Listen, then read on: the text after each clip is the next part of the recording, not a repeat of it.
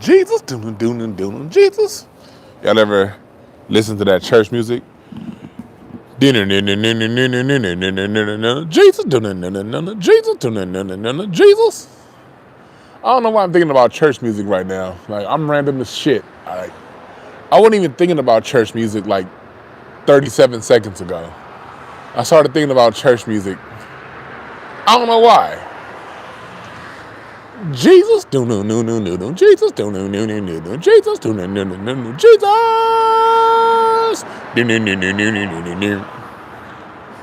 I remember I used to play the drums in church. Whenever we'd have to bust out into one of them fast ass church beats, I'd be mad as hell. Cause you niggas don't understand. As a drummer, when you gotta play that, man,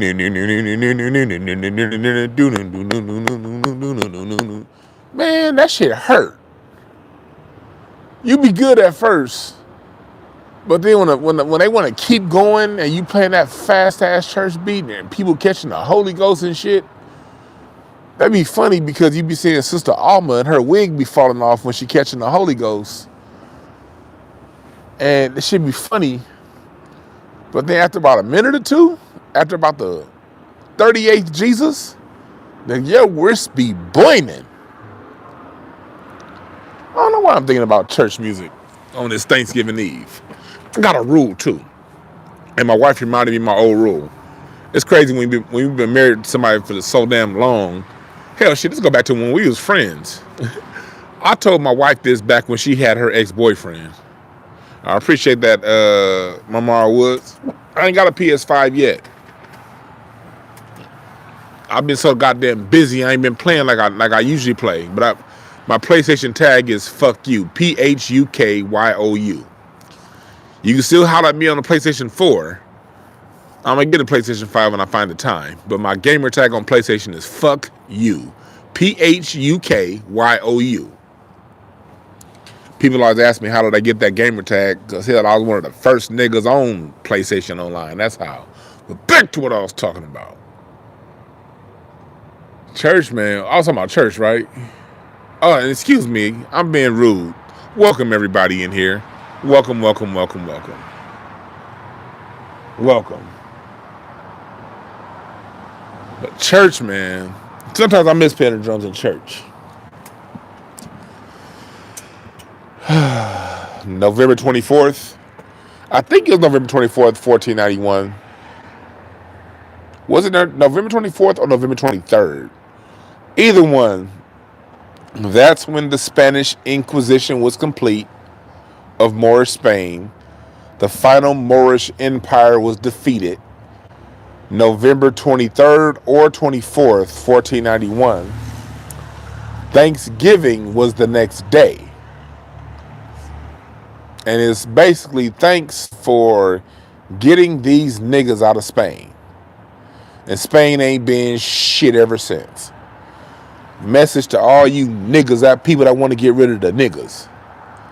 Spain wasn't shit before 7-11, and it ain't been shit since 1492.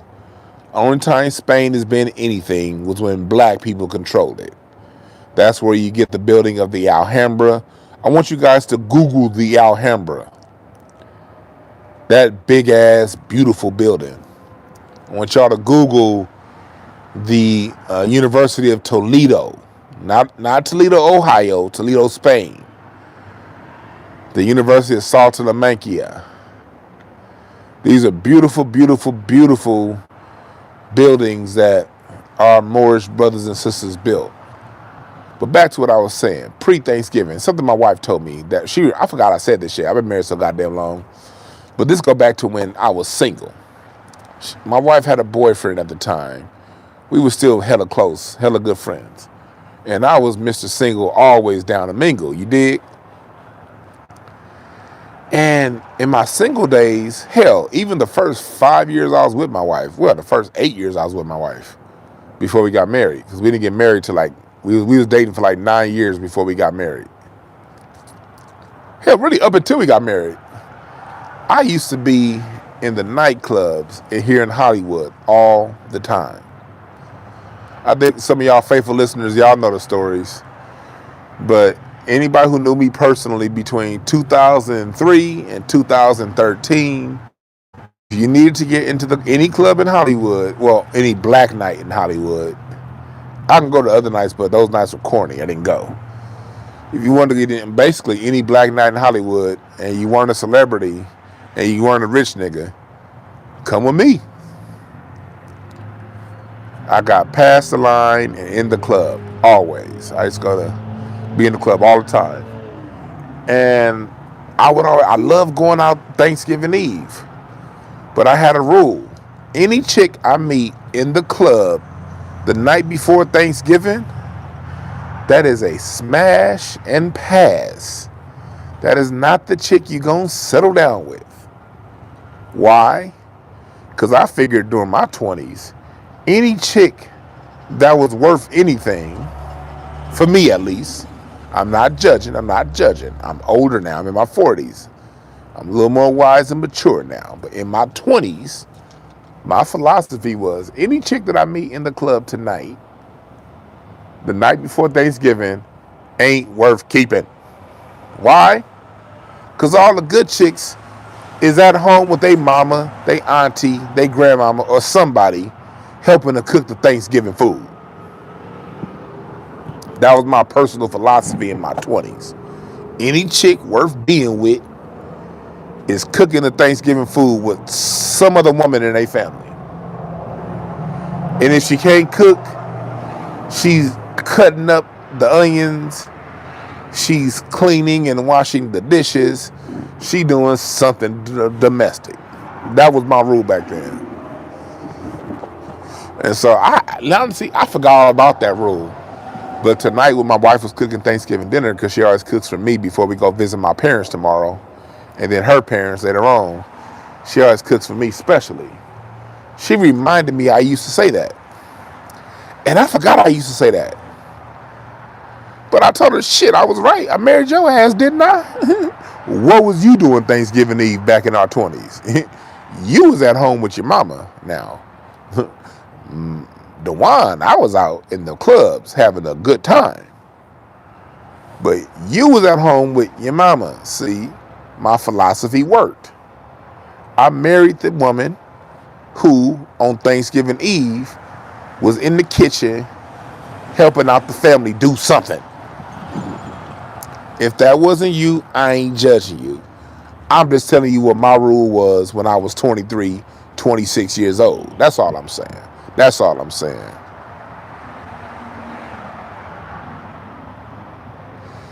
Nah, Kirk, I did not hang out at the Key Club. The Key Club was like a live music venue. That wasn't really a club to hang out at. Like that, if it was a concert, I did see a dope ass. I did see who did I see at the Key Club right before it closed down? I saw DJ Quick at the Key Club right before it closed down. I also saw Bootsy Collins at the Key Club right before it closed down.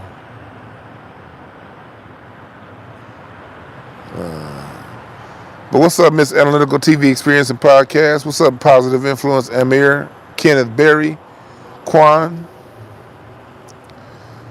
See, Quan, you know how to cook. That's what I'm talking about. Dedication 666. See, you lucky nigga, you burning. I can't burn. I had a tooth removed yesterday, so I'll get a dry socket if I smoke weed right now. So, but y'all see the smoke. I got my incense burning, so I can't smoke weed right now, man, for 3 days. But I'ma cheat. I'ma do 2 days. Fuck that shit. Tomorrow night when Thanksgiving, I don't smoke at my parents' house. But when I leave my parents' house tomorrow, shit, I just bought a quarter pound of fire. And I can't smoke it right now.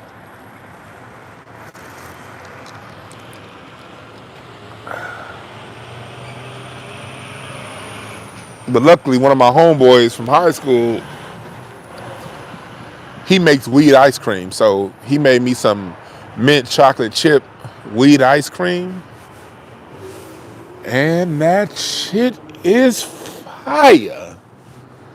I tried to pay this nigga because I don't believe in people doing shit for me for free. I don't give a fuck how cool we are. I pay.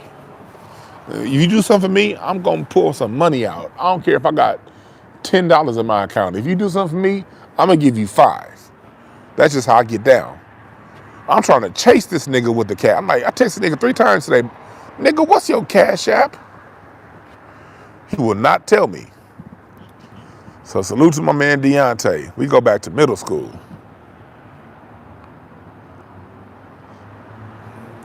No, Chris Brown is not the best musician since Michael Jackson. Hell no. We ain't about to start that bullshit. No. So yeah, let me stop bullshitting and let me get to the topic. Because I got to address that. Somebody said Chris Brown's the best musician since MJ. No. Is he the best dancer since MJ? Probably, yeah. I'll give him the best dancer since MC Hammer. Because MC Hammer came after MJ. MJ, MC Hammer, Usher, then Chris Brown. That's the lineage of dancers. But don't. Hell no. Fuck no. Don't ever compare dancing to musicianship. No.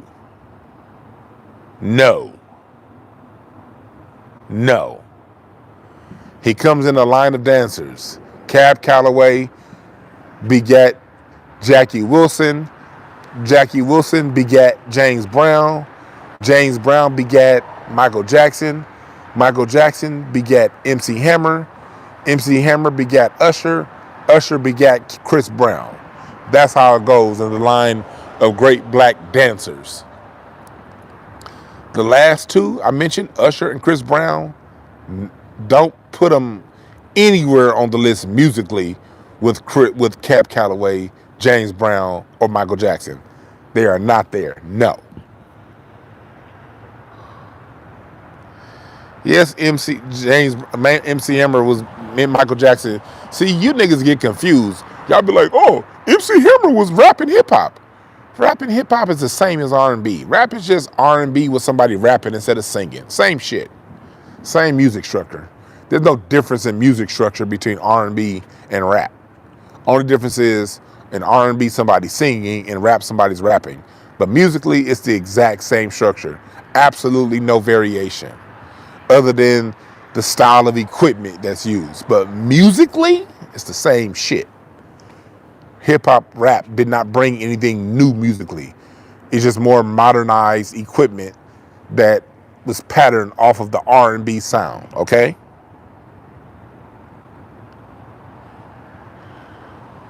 Emery, why are you disagreeing? I never even brought up the Nicholas Brothers. You said, nah, Nicholas Brothers predate Cap. I know the Nicholas Brothers predate Cab Calloway. That's why I didn't say them.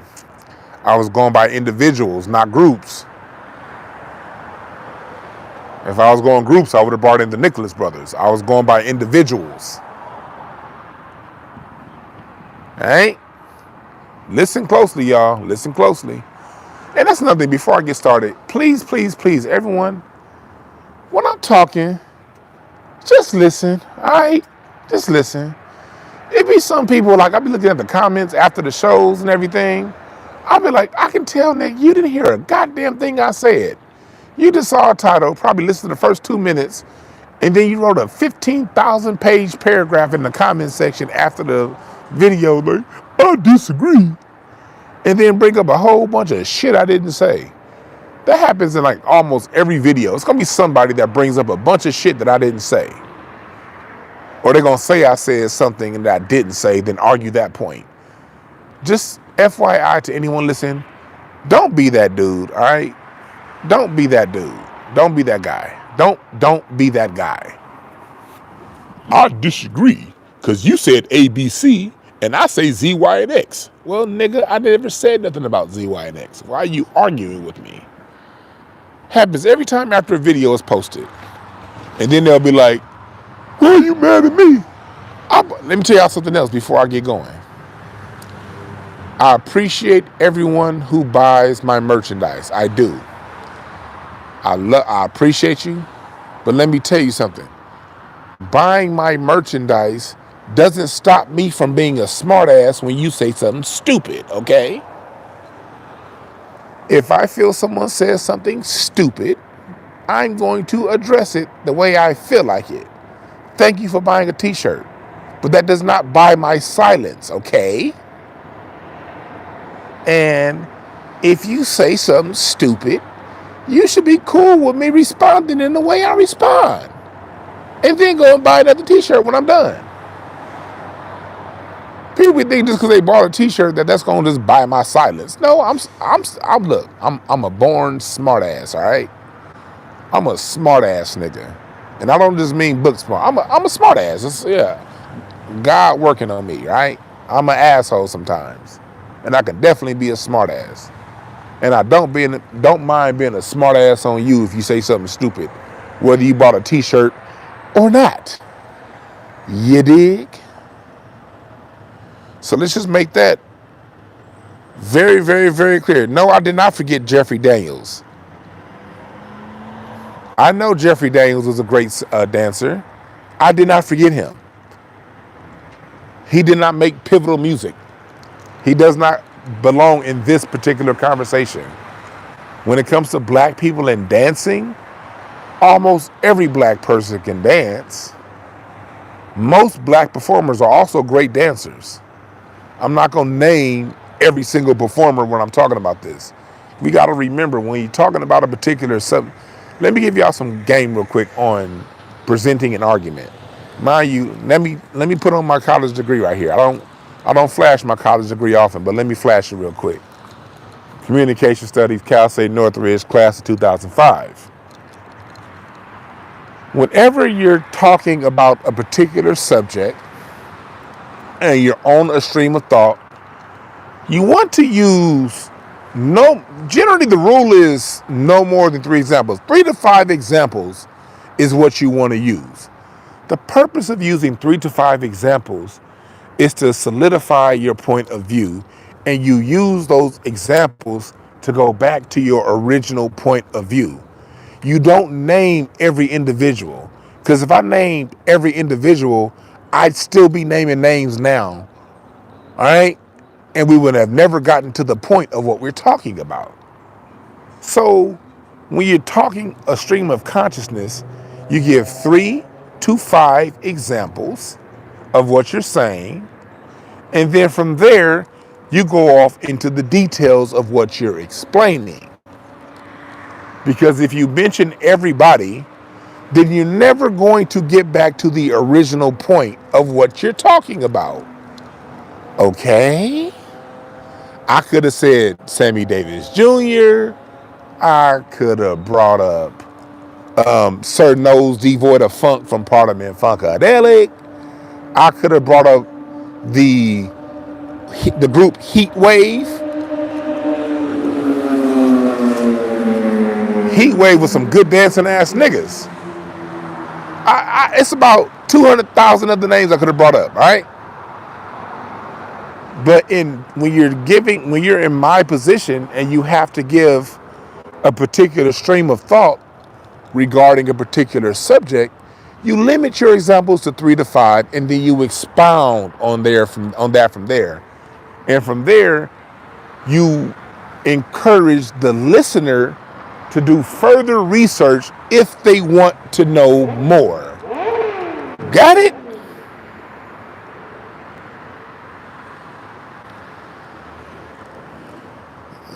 Biz Marty said Chris Brown's the same level of singer as Ralph Tresvant. Yes, I agree, Biz Marty. You're right. So, let's start out. We're talking about why Chris Brown was originally not why he wasn't invited and why he was kicked off.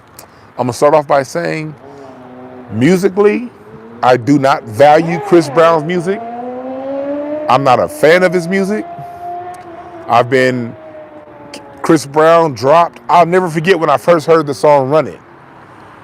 When I first heard the song Run It by Chris Brown, it was in 2006. I was at a club in LA called the Garden of Eden. I think they had changed the name to My House. I think they changed the name to My House by the time. No, it was still Garden of Eden in 2006. It became My House later. But in 2006, the Garden of Eden was on the corner of Hollywood Boulevard and La Brea. Nice club. It was Andrew Bynum's birthday party. Andrew Bynum for the Lakers. The Lakers had just drafted Andrew Bynum in 2005. I think this was his 19th birthday party. Mind you, Garden of Eden was 21 and over, but this is LA. No one gave a fuck.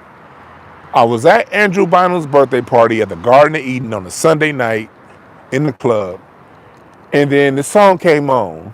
Is it man in the club? If he ain't, let me know. See if I can run it. I liked that song when it dropped. I did. Then I saw the video, and from there I became familiar with who Chris Brown was.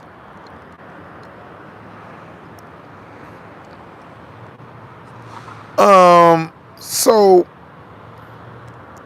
what's up, Breeze Omega? I just followed you back on Twitter, my brother. It was good meeting you at the rally. Well, with that being said, Run It was a good song. And then he had a few other good songs, Chris Brown. I'm not here to shit on the man's career. Shouts out to Kevin McCall. Me and Kevin McCall, one of his writers, became hella cool. I love Kevin McCall. He's been... Hold on. Old black men on Harley Davidson's going down the street. You know how old niggas is on Harleys. They loud as hell. Back to what I'm saying.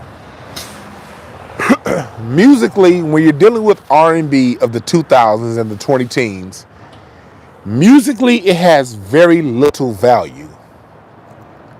Okay? You cannot compare R&B of the 2000s and the 2010s with R&B of the 60s, 70s, 80s, and 90s.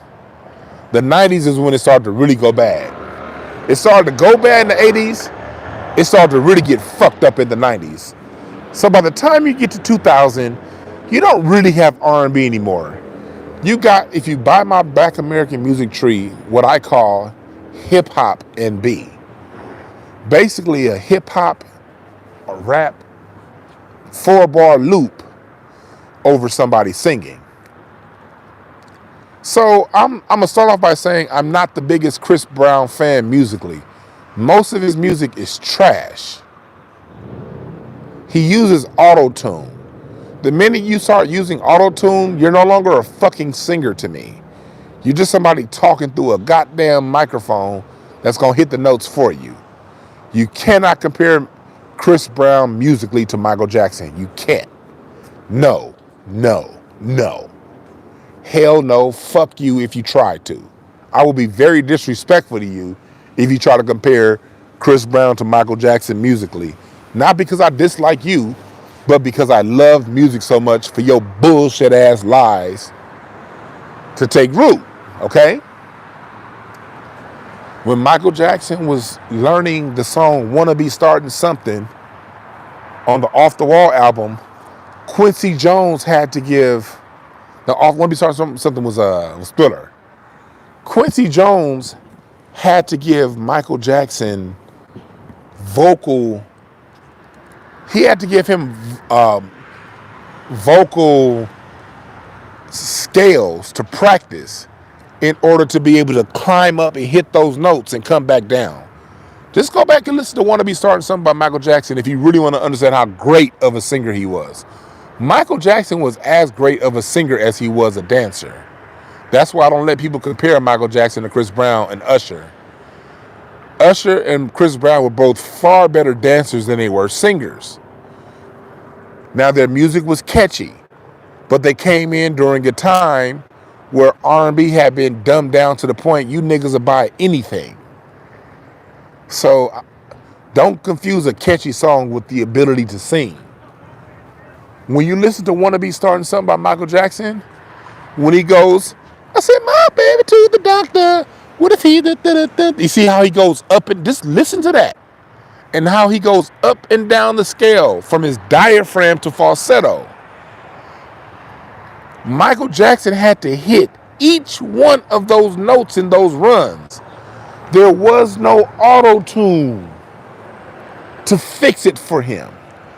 He had to do that himself with Thunder Thumbs Johnson on bass, Greg Filling Gaines on keys, Joe Sample on the other keys, Wawa Watson on guitar, orchestration, and live horns. That's different than singing, run it, I believe I can run it, run it. I remember talking to Kevin McCall one time. Even me and Kevin McCall, and he won Grammys with Chris Brown. Because Kevin McCall comes from a gospel music family. And he was saying, musically, man, that shit was basically throwaway music. But what the musician would call throwaway music is what the R&B fan of 2005, 2010, 2015, 2022 is more than willing to consume. So let me start off by laying that foundation.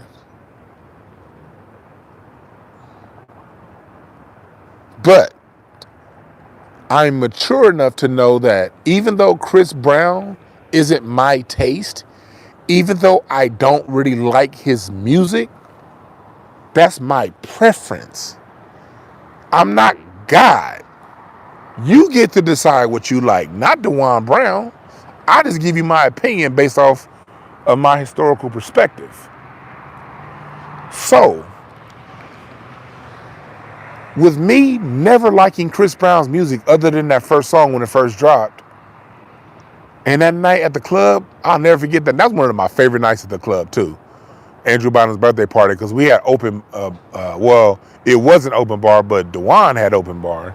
I had some people there that bought a table, and they had way more liquor than they can drink. So I had a great night that night. And then I left there, but it was great. But anyway, Chris Brown, with me not being the biggest fan of his music, me personally, I don't even consider Chris Brown when it comes to the greats of R&B. When I'm thinking about Al Green, Teddy Pendergrass, Luther Vandross, Jackie Wilson, Smokey Robinson, Stevie Wonder, Chris Brown doesn't, for me personally, no disrespect to Chris Brown, but for me personally, he doesn't crack my top 100 when it comes to R&B. But with that being said, the dude got talent. He bleeds talent, especially performance-wise. The nigga can go. He can go. So, the reason why Chris Brown really was not able to perform at the American Music Awards is because now, in 2022, since about 2015, 2014, really through the 2010s, the music industry has been all about pushing non-black Americans into the top of black music, both R&B and hip hop. Black Americans have suffered, and the best black American talent hasn't gotten the proper, either signed, or if they got signed, they have not gotten the proper promotion from the record labels because they're black American. The record labels want to push the Bruno Mars archetype. The record labels want to push the Sam Smith archetype, the Adele archetype. Non-black Americans in R&B music. That's what the industry's about today. Chris Brown, for all of his musical faults, and me, I keep it music. I don't get into the personal. All that drama shit, that's for the birds. I keep it music. Chris Brown, for all of his faults musically, is 10 times better than all of these non-black Americans playing our shit. All right? So if you the bullshit can only exist if you don't put it next to the real shit. Bullshit only exists in a vacuum. You can't put bullshit next to the real shit and expect the bullshit to stay. That's why in the mid-2000s, when they were pushing Usher, when they were pushing Chris Brown, that fake ass R&B, Frank McComb, they didn't push him. They didn't push Bilal. They didn't push Eric Roberson. They didn't push Layla Hathaway. They didn't push Lettucey. They didn't push the people who really carried the mantle for R&B. Erykah Badu and Jill Scott slipped through the cracks. And what they did with Erykah Badu, Jill Scott, D'Angelo, Maxwell, they othered them. Those cats slipped through the cracks. So what they did was they othered them and called them neo-soul. When truth is, there is no such thing as neo-soul. That's just soul music. Erykah Badu, Jill Scott, Raphael Sadiq, Tony, that's just soul music. But they didn't want to call it that because they're trying to push this bullshit plastic R&B. That Usher sound, that next jagged edge, that sound of the 2000s, the R&B sound, I call it hip hop and B. If you look at my Black American music tree, you may ask, what, Dwan, why do you call it hip hop and B? Because it's a hip hop mix over R&B. R&B, the music, is supposed to mimic the lyrics. The orchestration. R&B is proper orchestration and lyrics and strings and horns and background singers and strong vocalists. That's R&B. When we get to the 2000s, we get to hip hop and B. So when you're dealing with the Usher, Chris Brown, Omarion, B2K sound, that's dumbed down R&B, okay? But we got to remember, the white supremacist always thinks 25 years ahead. Niggas think to their next paycheck. The white supremacist has a 25-year plan always. So when you're Ushers, when you're Chris Browns, when these guys get signed, they're knowingly getting signed because, okay, look, these are great dancers, great performers, but musically, this ain't shit. But it's catchy. But no matter who sings those catchy songs, they're going to be hits. Because by the time we get to the 2000s, R&B is all about being catchy and not musical, okay? For you young niggas listening who are in the 8th grade, 7th grade, whatever, don't know, listen to me. Don't argue with me. Listen to me. You got presented with that because they were great performers. Chris Brown is an amazing top. Chris Brown is on the top tier of all-time performers. If we just going to go strictly performance and not include the music, just flat-out performance, Chris Brown is A-level. He's on the top echelon of all black entertainers. Well, all entertainers. Cause I don't even got to say black. Because entertainers, that just by default means us. Everybody else is a knockoff. Yeah, I said it. And no disrespect, but it's just true. Because if our black asses try to go into your culture and do something, your people would not accept it. And there's a good chance your culture is just a knockoff version of some shit we was doing 50 years ago. But I digress. Anyway, Chris Brown came at a time that R&B was being purposely dumbed down. But he could perform his ass off. He can perform his ass off. Musically, it ain't shit. But he can perform. So, when you get to today, 2022, they're trying to tell the 8th graders of today that, hey, Bruno Mars is the best there is out there. Afro beats and all of this other shit. Rihanna, non-singing ass. They're trying to tell you, the young niggas, that's where the music is.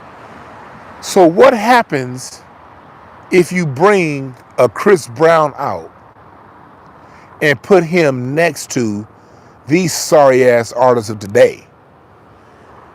Chris Brown gonna look like James Brown, Michael, Cab Calloway, Louis Armstrong, Miles Davis, Jackson. If you put him next to these sorry sons of bitches. That's why Chris Brown didn't perform.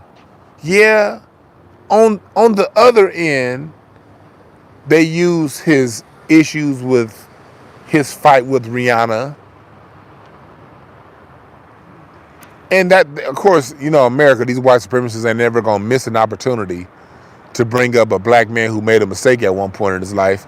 The nigga was 19, 20 years old when that shit happens. But, these white supremacists they're not going to let that shit go by. So, of course, they're going to use that. But truth is, if you put Chris Brown next to the trash that's out today, he's going to make all of them look like shit. Remember, the greatest lie the white supremacists ever told is the lie of omission. I bring that up a lot. The lie of omission. The lie of omission is the most dangerous lie. Because the lie of omission makes the listener think that they know something. You don't know what you don't know. All right? Remember that. You don't know what you don't know. So if you just don't know something, that's not really dangerous because you don't even know that you don't know it. And when you know you don't know something, that makes you open to learning. When you know you don't know, that opens your mind and opens your heart to learn. But if I give you a half truth, you think you know something, and it's going to be less susceptible to you learning something new. As a matter of fact, I'll take it one step deeper. If I tell you a half truth, when somebody else comes along to teach you the whole truth, it's going to naturally create a cognitive dissonance. Cognitive dissonance is when you learn something that disturbs your old paradigm. That's the natural reaction. As a human being, you can't control it. And the more you're bought into a particular belief, this is me too. I'm not preaching to you niggas. This is his life. This includes me too, all right? I'm not speaking as Grandmaster Wizard. I'm speaking as a human being who experiences cognitive dissonance when I run across truth to half truths that I was taught as a younger person. I can speak on this because I've lived it. When you go to get the rest of the information from the half truth that you were taught, the natural reaction is anger. And when you're angry, you can't learn anything. So these master psychologists that we call music magazine, Rolling Stone magazine, and all of MTV and Billboard, they impart and dump a shitload of half-truths in your mind. So when you finally get to the point to where you want to discover the real truth, or somebody like me comes along to tell you the other half of the story, the initial reaction is usually anger. So, if Chris Brown is allowed to perform next to all them old weird ass niggas that they have, all them foreigners that they have performing, you're gonna look at all those foreigners and be like, yo, hold on. This nigga won a Grammy? If you let Chris Brown perform next to them, you're gonna be like, that motherfucker went number one? And be like, hold on. Hold the presses.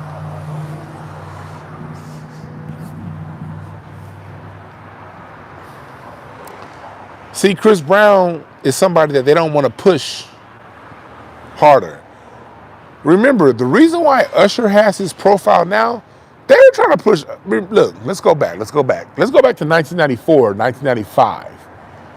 The industry was trying to give us Usher in 94, 95 as a rapper.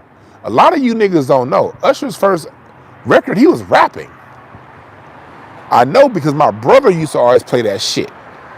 And me and my brother shared a room back in 1995 when he was in high school and I was in middle school. We shared a room, Crenshaw District, Chesapeake Avenue. And my brother used to always play that Usher rap CD. And I'd be like, man, this shit is horrible. Stop. He'd be like, man, this is Usher. I'm like, man, who the fuck is Usher?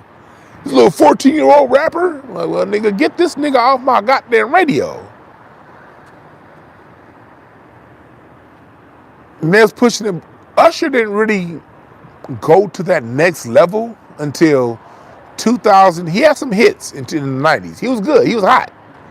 But he was in the mix with R. Kelly and the rest of R&B in the 90s. But when Usher, Genuine, remember Usher and Genuine were neck and neck in 2000. Some people chose Genuine, some people chose Usher.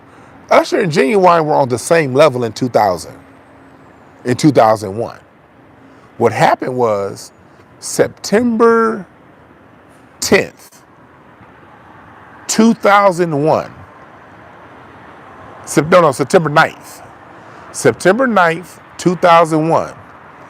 There was a concert held in Madison Square Garden where Michael Jackson got with his brothers, the Jackson 5, and that was their first time performing together since, I think, like 1984 or some shit like that. Their last concert tour together.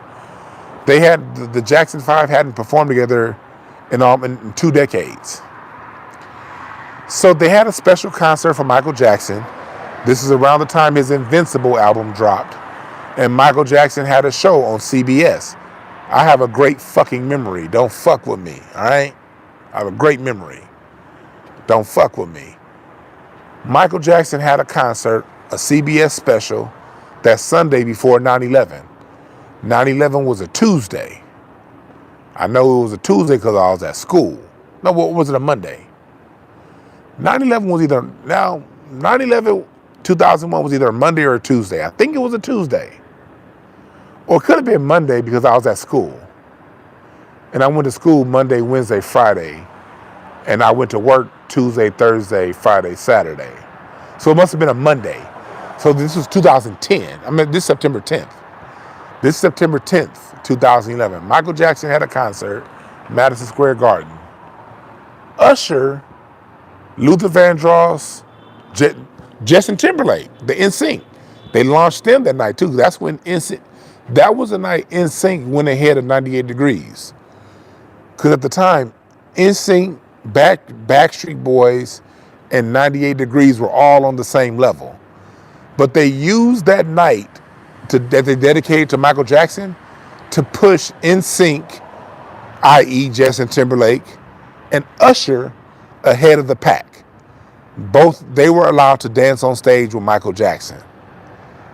So that was a way of the industry saying, okay, NSYNC, especially Justin Timberlake, and this guy Usher, they're the next ones to take over music.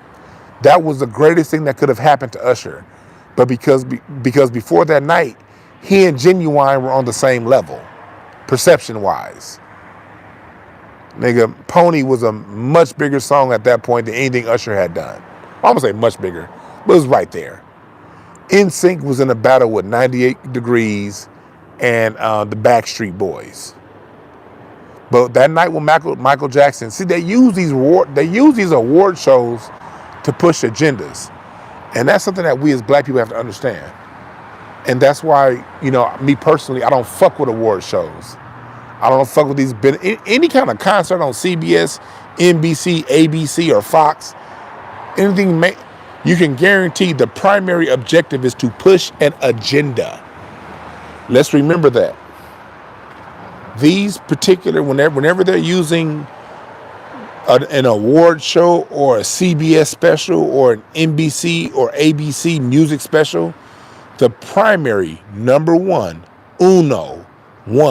first primary purpose of that is to push agenda. Number two is to make money and sell ads. That's the secondary agenda.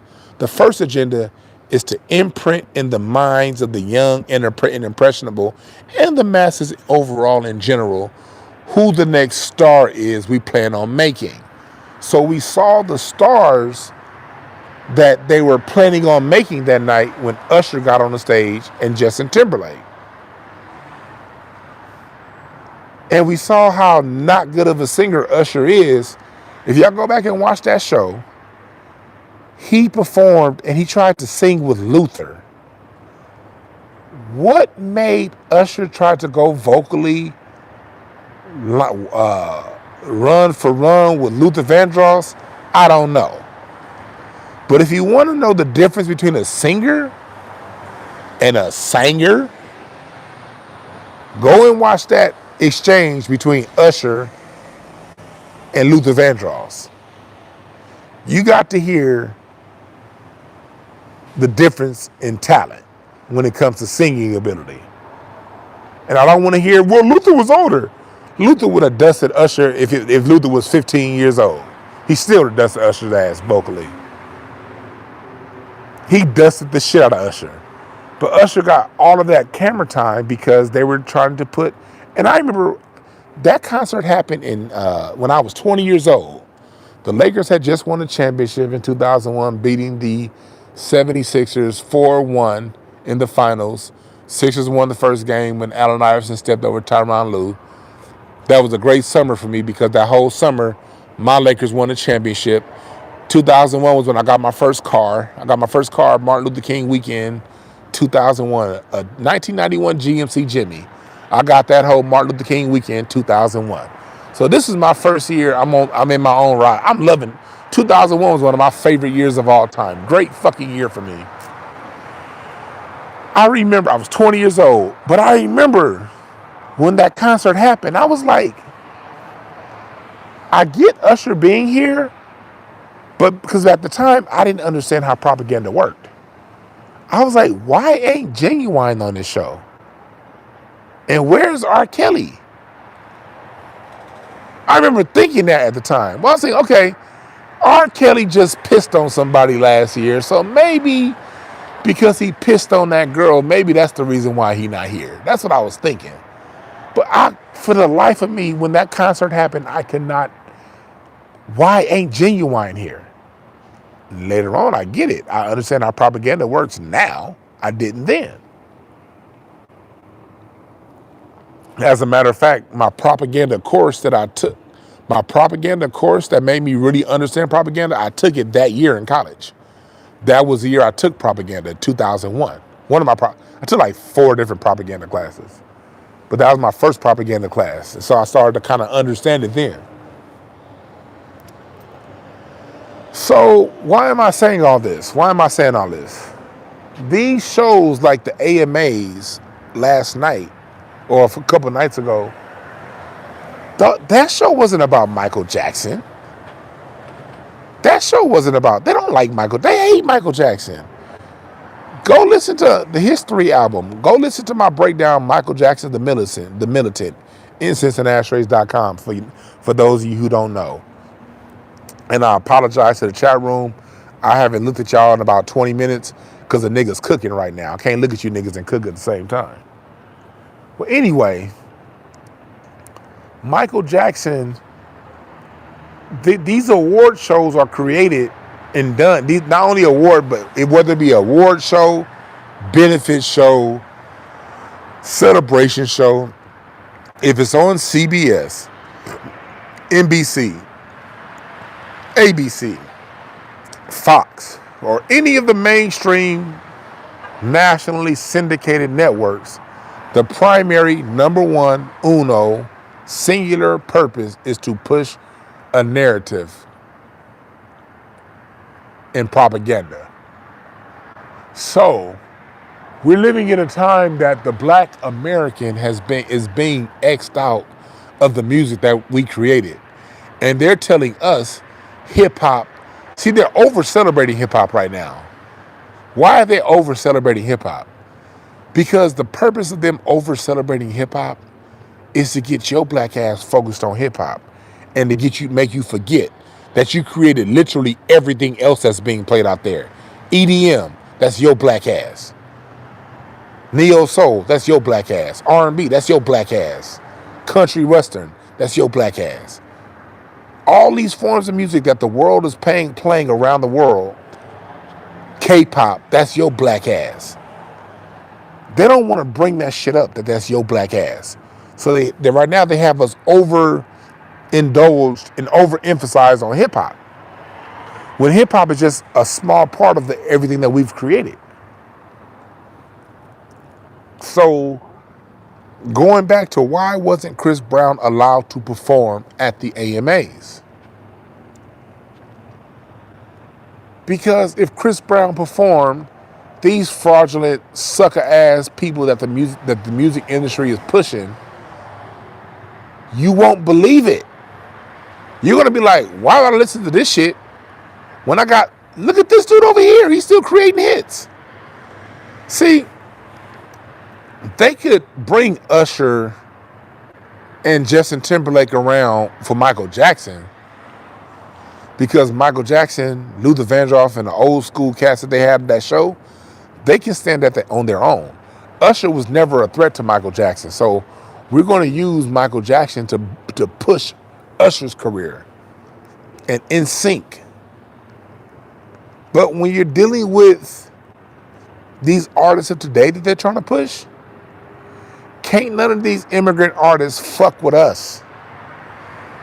And Chris Brown is R&B at its most dilapidated state.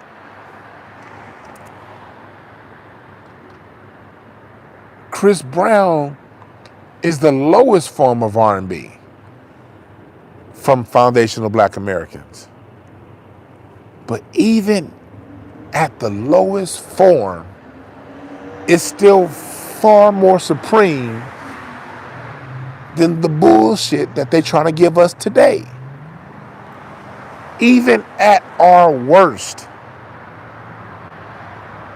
especially at our worst, it's better than the bullshit they're trying to give us.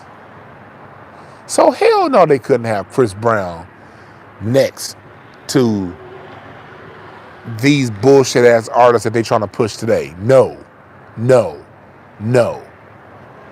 Matter of fact, motherfucking hell no.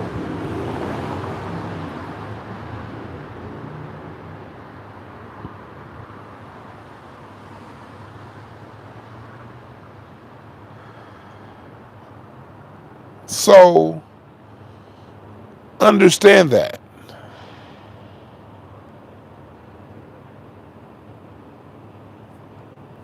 Understand that.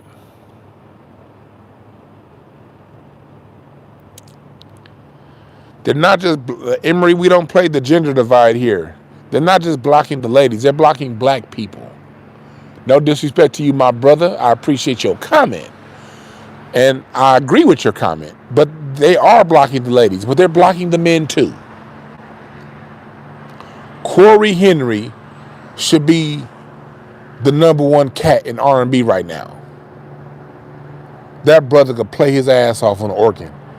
Corey Henry and the Funk Apostles, they should be at the top. True Soul. They don't push him. Terrace Martin should be the top producer right now, musically. Robert Glasper. These is the guys musically. Terrace Martin, Robert Glasper. Thundercat done took R&B funk and turned it into some acid funk alternative fusion. Thundercat has pushed the genre forward. But only them other folks, we as Black folks don't appreciate him, because the issue with us as Black people, we've now gotten so goddamn brainwashed, we waiting on Billboard magazine to tell us who's number one. That's a fucking problem. Black people, we've never relied on these mainstream publications. This is some new shit for us. This is some last 25 years bullshit that we've been in as Black people. Let's talk about us as Black people. Fuck these crackers. Let's get into what we can do as Black people. Because y'all know me, I don't just talk to talk. I like to talk to raise solutions to whatever the fuck we're talking about. We as Black people, how do I say, this is where we've gone wrong. I was on Twitter today, and people were talking about Nas's new album, King's Disease 3. Great fucking album, by the way. Great album. Great album. And I love the fact that he used my father-in-law, he sampled my father-in-law on the first track on that album. A song that he put together with the Commodores that was sampled on King's Disease 3.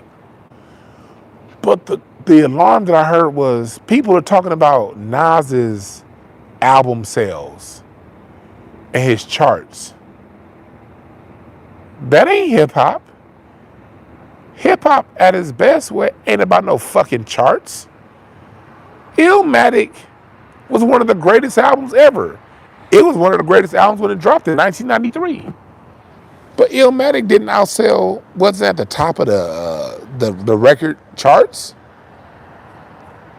R&B and country western R&B and rock was still at the top. Hip hop wouldn't allow itself to be defined by no fucking chart.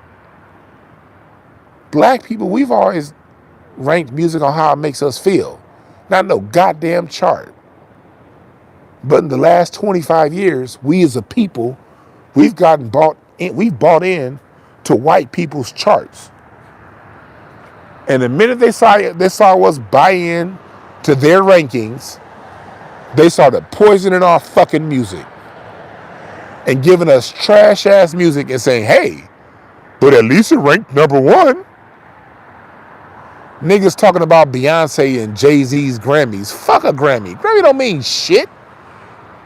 Marvin Gaye got his first Grammy for Sexual Healing.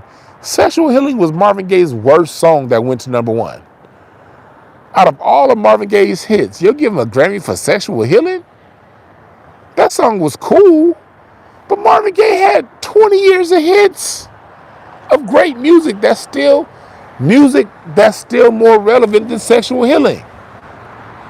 Snoop Dogg has 0 Grammys. A Grammy don't mean shit. But you got black people running around talking about some such and such got 19 Grammys. Such and such went number one. Fool, that's how they stole our goddamn music. You niggas looking at charts. Because all they had to do was throw in a bullshit ass artist and then make that artist go number one. Cardi B, Rihanna, Beyonce. Throw a bullshit ass song in there that ain't talking about shit. Jay-Z.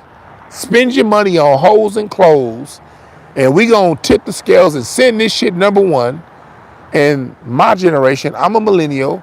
We the generation that fell for this bullshit. I'm not afraid to talk about where we went wrong and where my generation went wrong. My generation was a generation that fell for this bullshit. And younger Gen X. The older Gen X and baby boomers and generations before that, they didn't give a goddamn about a number one record. Was the song good or was it not good? That's all the fuck that mattered to us. But as my millennial generation came into our 20s, younger Gen X, our dumb asses started talking about record sales and Grammys. The minute you put your music's rankings into the hands of other people, they own your black ass, nigga.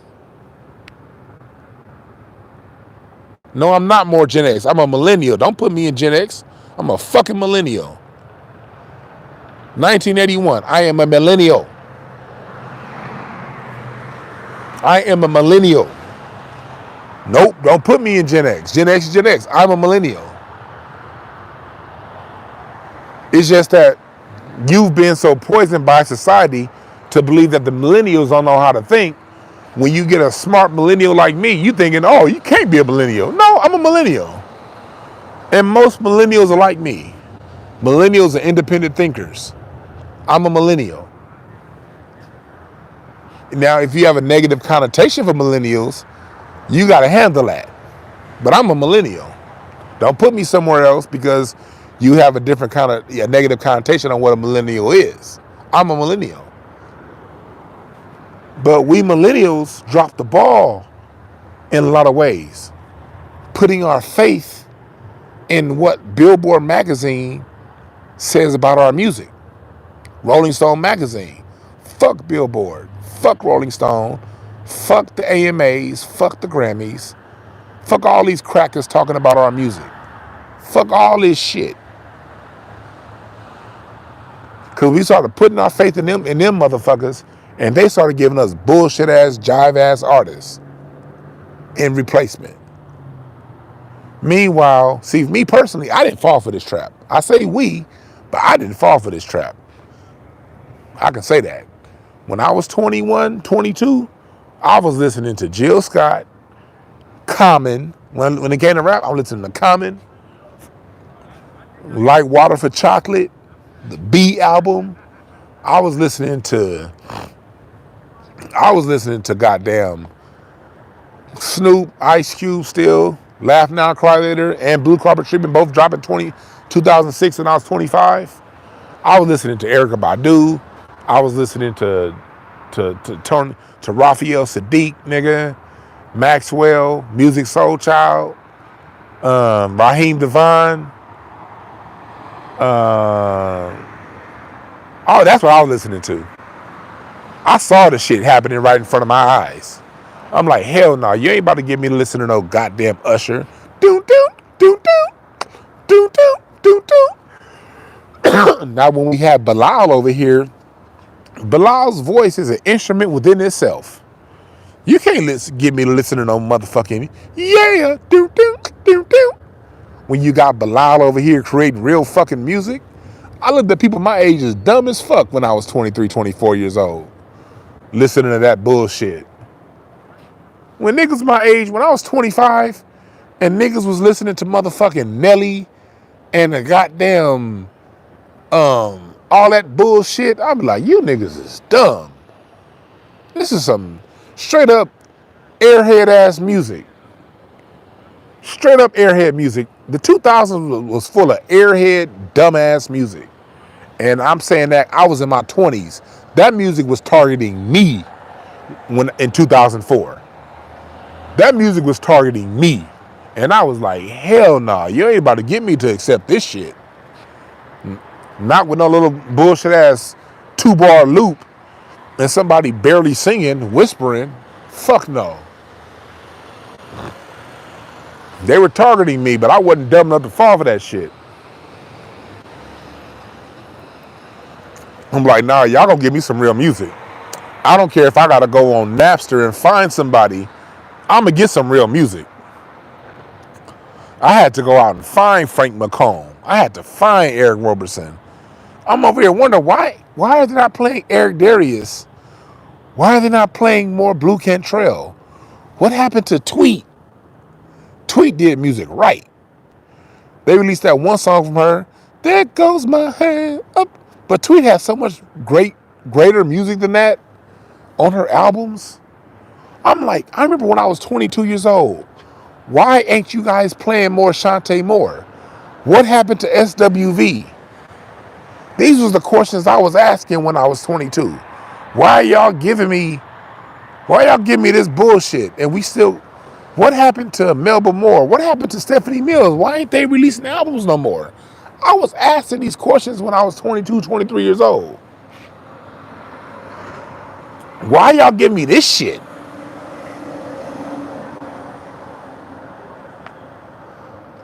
My friends used to call me old man when I was 22, 24 years old.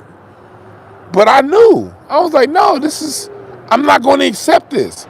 Because I knew when I was 25, 26, if I accept this shit, what's going to come next? Well, we know now. I didn't know they was going to bring in a bunch of immigrants to do our music. I just knew that when Rihanna dropped and when Rihanna went #1 singing Ella, Ella, eh, this bitch was repeating her vowels. A-E-I-O-U. Look at my... She wasn't even singing. She just was Rihanna just talks in tone. And shine together. And down to be forever. Ella, Ella, Ella, eh. When that shit dropped, I was like, what's this autistic shit here? Let it name shine and shine forever. Let it always be my friend under my umbrella. Ella, Ella, Ella, eh. I was like, who the fuck killed a chicken? What the fuck is this on my radio? Can I get some Erykah Badu, please? This is what I was thinking when that shit dropped. I didn't need hindsight. I knew that I was just mad because I would listen to my dad's music, the music my daddy would play, and I would listen to the music. I would listen to the music my dad would play when he was my age. When my dad was 23, he always talks to me about, man, back in 73, every summer we had a new Ozzy Brothers album. Then the next week, Earth and the Fire is gonna drop an album. And then the next week, Parliament was gonna drop an album. And then the next week, man, I would listen to my dad talk, and I'd be like, you motherfucker. No disrespect, Pops. I can't wait to see you tomorrow. I love my dad. I remember me and my dad had a conversation. Me and my dad would talk about this shit all the time when I was in my 20s. My dad would be like, yeah, back in the 70s, it'd be a Commodores album, and then you get into the Commodores, and a couple weeks later, Stevie Wonder drops an album, and then a couple weeks later, Marvin Gaye drops an album, and then Harold Melvin and the Blue Notes drop an album the week after that, and then a week after that, motherfucking Earth and Fire drop an album, and then James Brown drop an album, then Shaka Khan and Rufus, and then Aretha Franklin gonna drop an album, and then after Aretha drop her album, it's gonna be Gladys Knight and the Pips. And I'm over here opening up my Vibe magazine, looking at who dropping albums. It's like, okay, the Saint Lunatics is dropping an album. Boring. Okay, then followed by a Rihanna album. Okay. I remember feeling really slighted in my 20s. Like, you niggas got a new Ozzy Brothers album every year, and the only thing we got to wait for and wait on in my generation is the next album from Stella. I mean, that's Estelle. Remember Estelle? Take me to New York. I want to see LA. I really want to come. And American Boy was a dope song, very catchy. But shit, that was just disco. I'd rather hear Chic or Donna Summer. Estelle ain't have shit on Donna Summer vocally. So this is what was going on musically. They fucked our music up. I know people listening, y'all may be mad at me because I've talked about names that you really like. I've covered over music. I'm not saying that music, you shouldn't like it. Let me be very clear. Dwan ain't telling you what to like and what not to like. Dwan is just telling you the ingredients that went into the music was trash. And I'm not casting any aspersions on the producers. But it's like comparing, McDonald's to Mastro's. Yes, they both use beef, but one is an additive-filled, technically beef, additive, kind of, sort of meat, and the other is pure 100% USDA steak off the ass of a real motherfucking cow with no additives.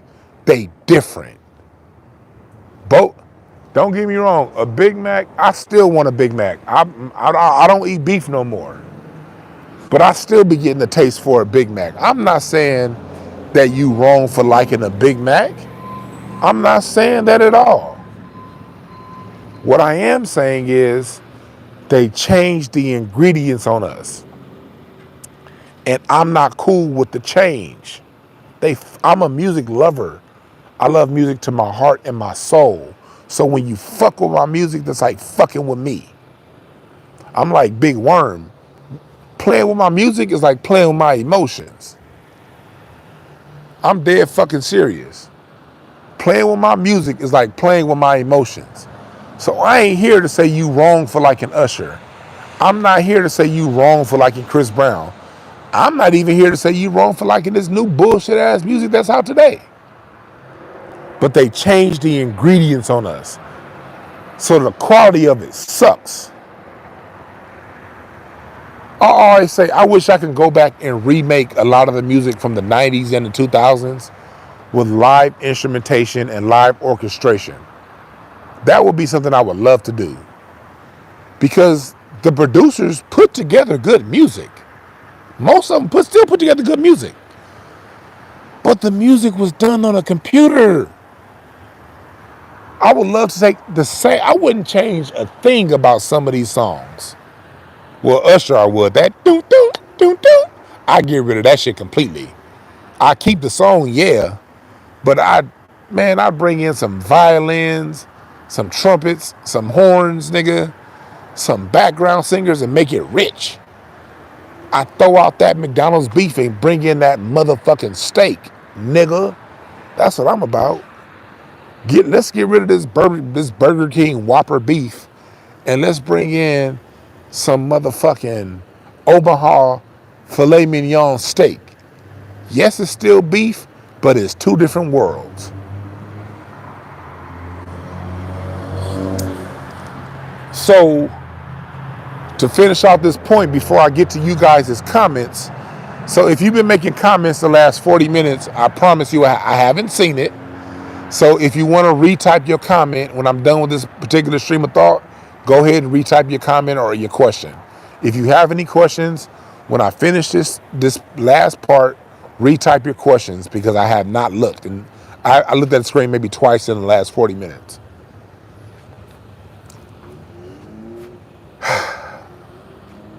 What I'm saying is this.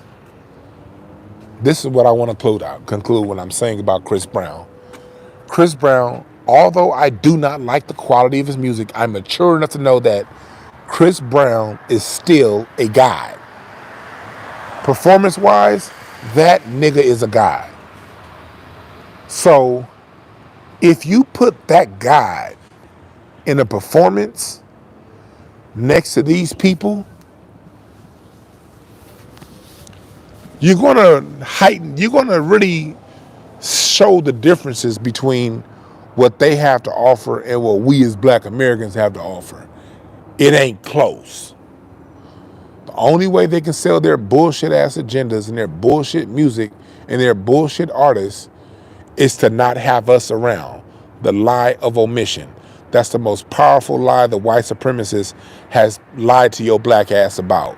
Omitting the great. We're going to act like they never existed. And we're going to push a narrative on you. And we're going to say, okay, that narrative. Is somebody getting their car repossessed? I see this tow truck coming. Hey, I hope they repossess that one car right there. I hate that car. Y'all ever had that one neighbor that got that shitty ass car that's ugly? They always parked wrong? Oh shit, he kept going. I was hoping he was repossessing. I was hoping that tow truck was repossessing my neighbor's car. I can't stand that ugly ass car. And it's that one neighbor you ever had a neighbor at your house that park all fucked up? They take up 3 parking spots with they one little bullshit ass car. I was hoping that tow truck came to repossess that nigga's car. God damn it. Shit. Yeah, I'm an asshole. Oh yeah, they going somewhere else. Hey, tow truck driver, you repossessing the wrong car, nigga. Come back down here and get this bullshit. That nigga can't drive anyway. Well, anyway.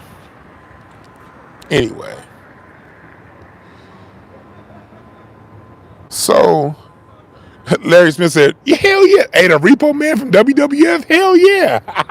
Hey, the Repo Man was one of the weakest characters ever in WWF. That nigga had a cold-ass gimmick, but he used to always get his ass whooped. The Repo Man, that nigga was only good for WWF Superstars on Saturday. You never saw Repo Man hit WrestleMania. Did Repo Man ever do a WrestleMania match? If he did, he was the first match. That nigga wasn't even at SummerSlam. Hey, Larry Smith, you a fool for that, boy. See that again? That's why when I'm on the stream of consciousness, I don't look at the chat room. You niggas be saying smart shit and y'all be making me laugh. Emery Willis, you right. They tried to replace Janet with Beyonce. See, even Janet didn't have a natural end to her run.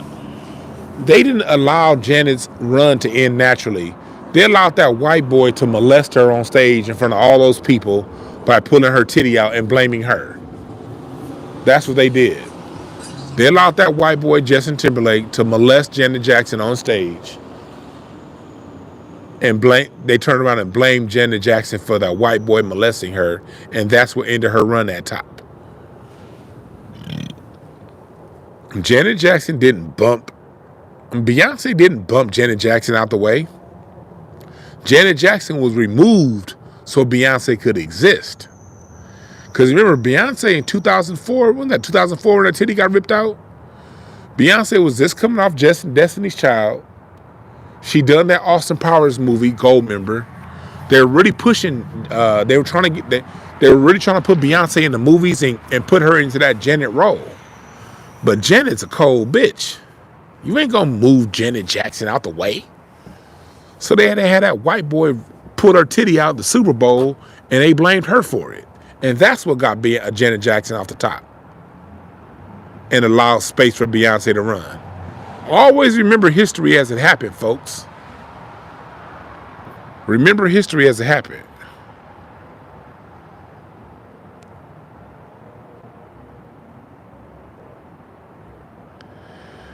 See, the only one you gotta qualify your statements.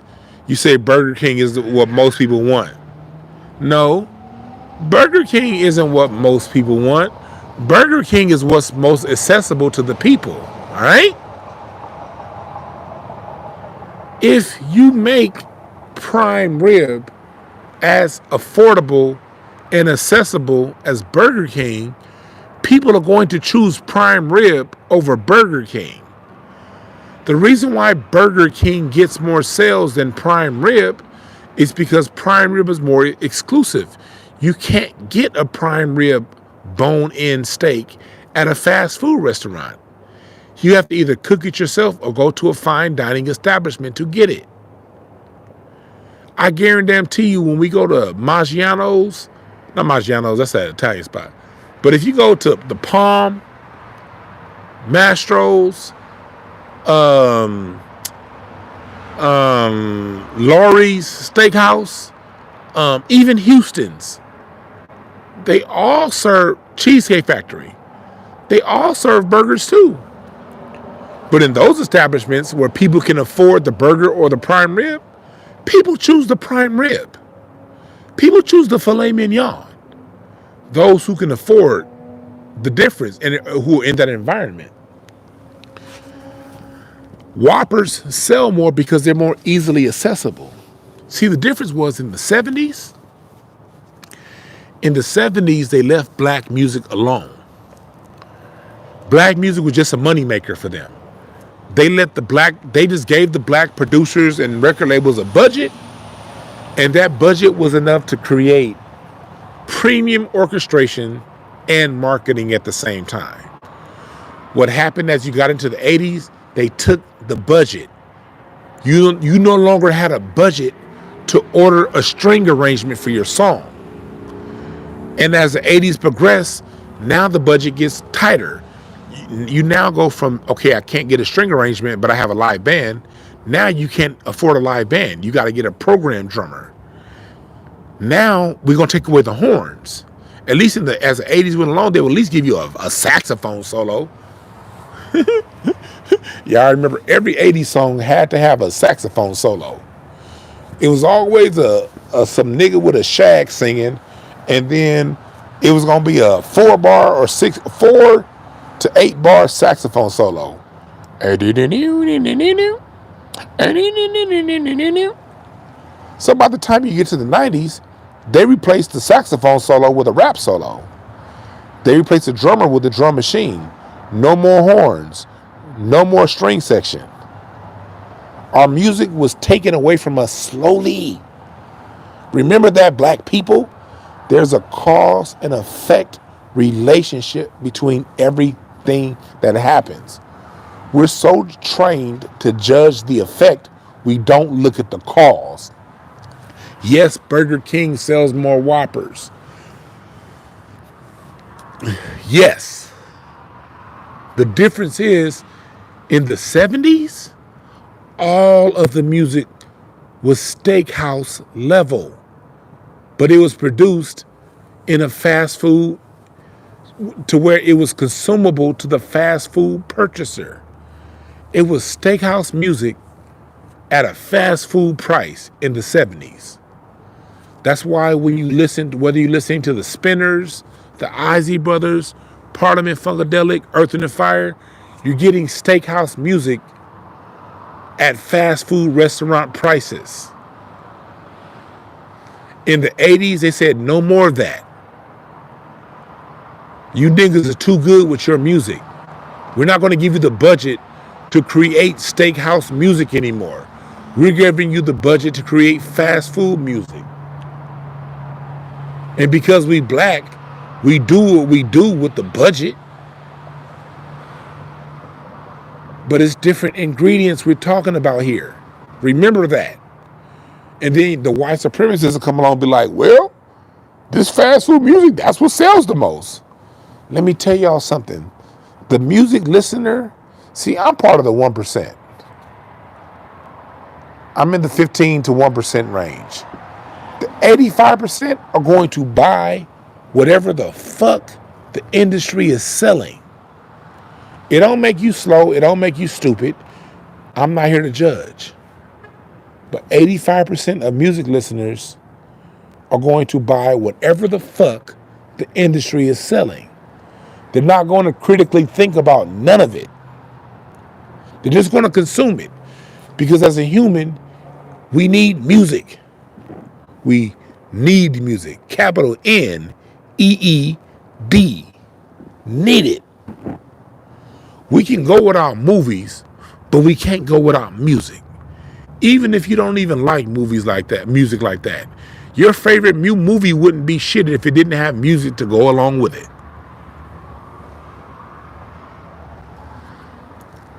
And when Hollywood has a major motion film that they're doing musically, when those dramatic scenes come, or if it's a horror film, when a horror scene comes, they're not going to give you McDonald's music.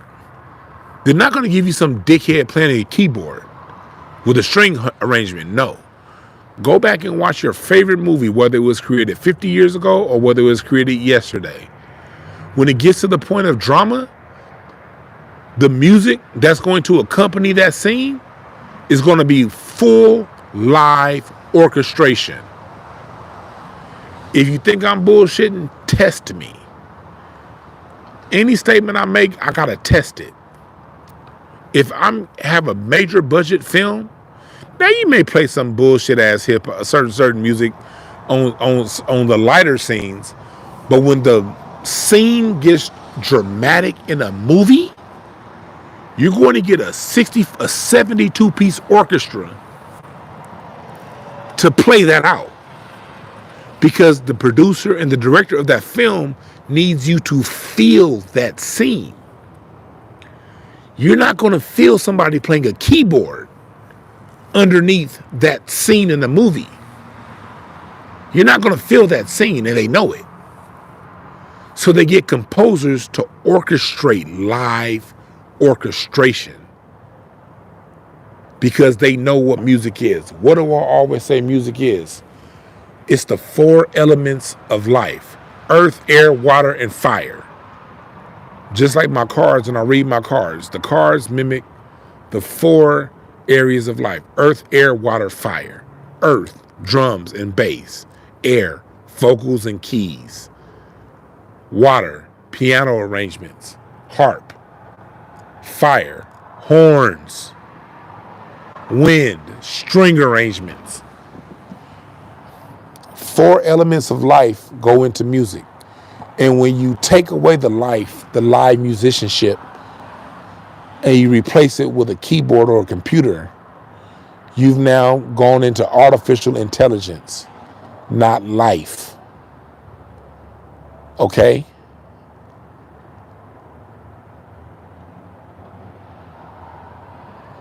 We've been had, black people. I'm not saying this to say that I'm perfect or I'm a know-it-all. I'm just ringing the bell.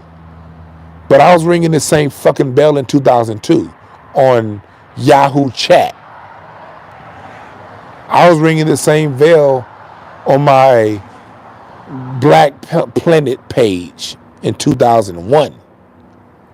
I was ringing the same bell on MySpace in 2006. In 2004.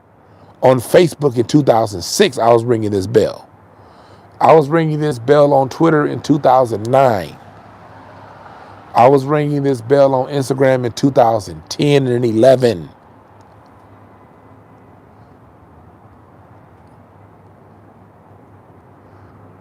Now we here.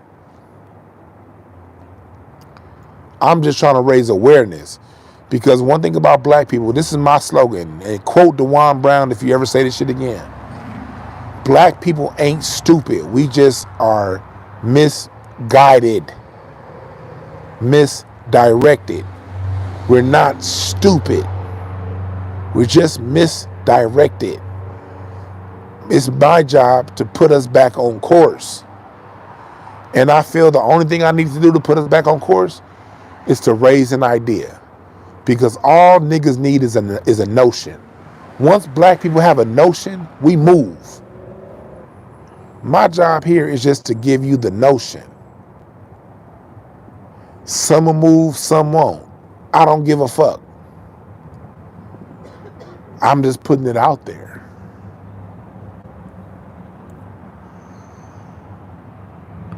Good point, Emery Willis. And I appreciate you. Emery, this is my first time seeing you in the chat room. I appreciate you for sticking around, because I done said some stuff directed at you earlier. But it's not that, and this goes for anybody in the chat room. Anytime I address you and I don't agree with you, I'm not here to call you bad or stupid or anything. This is this conversation. And I would like people to be mature enough to take what I have to say, because sometimes I can be a little bit harsh. I'm sorry. My heart is open. I love you niggas. I'm saying, everybody in the chat room, I love all you niggas. Even the people, it's 206 people here on YouTube. That means 6 of you niggas are here hate watching. Even you 6 hate watching niggas, I love you motherfuckers too. But for the 200 in here that's watching with a positive mindset, I really love y'all. I really do. From my heart, and I hope you feel it. I'm just passionate about music, so I can say things to really rub people the wrong way sometimes, because I love music so much. I love music more than I love your feelings. I'm just here to offer perspective, and I thank everyone who can listen to me and disagree and still listen. I appreciate you. I want to let you know that.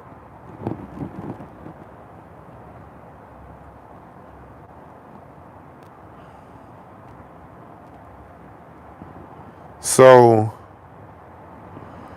just know that. Oh, what's up, Tasha Ray in the chat room? Ah, shit. Everybody in the chat, say hi to Tasha Ray. That's my nigga right there. I didn't even know you was in the chat room, Tasha. I love me some Tasha Ray. That's my friend right there. Larry bitch ass in the chat room too. What's up, Willie? Yeah, Willie, that's a basketball conversation. Pat Beverly, he's an instigator. I don't want to talk about Pat Bev. I appreciate the donation though. I want to stick to this topic right here though. I want to stick to this topic, brother. But yeah, I'm not. Yeah.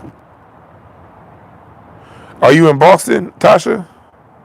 Everybody say hi to Tasha. What's up, last name first?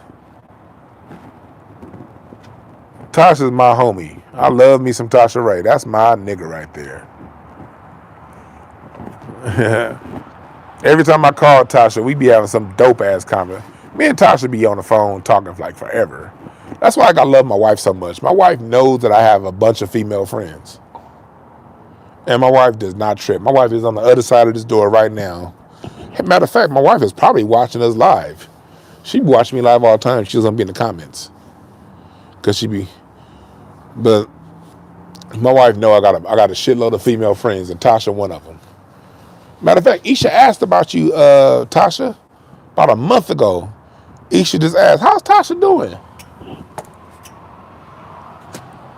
I said, Tasha being Tasha.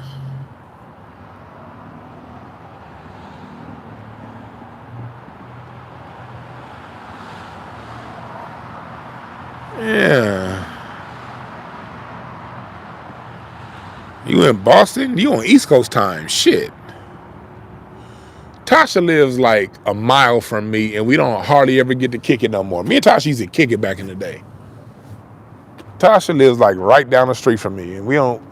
Tasha, when was the last time we kicked it? I ain't seen you in a minute. We gotta kick it soon, Tasha. I think I'm gonna throw a barbecue here at the house. I'm gonna throw a barbecue in this. I was telling Isha this. I'm gonna throw a barbecue. I'm gonna throw a Christmas party barbecue here at the house next month in December. Tasha, you better come.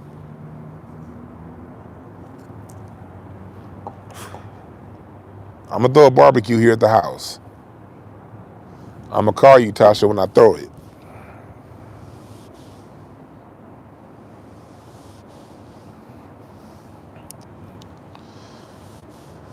But what y'all talking about in the chat room? Let me scroll back. Let me scroll back and see what y'all talking about. What y'all talking about?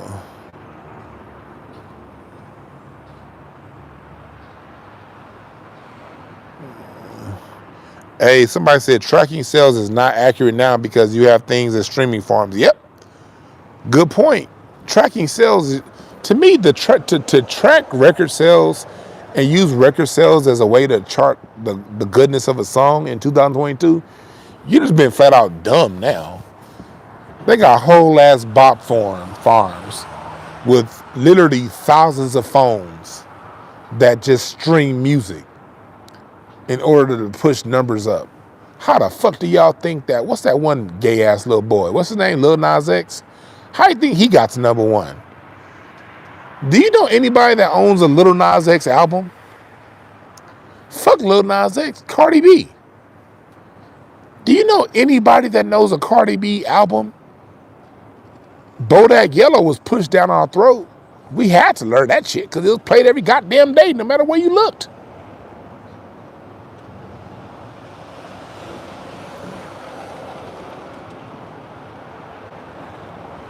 This nigga said, Biz Marti, you a fool. Said Otto owns Lil Nas X body pillow. You a fool. Y'all niggas is funny.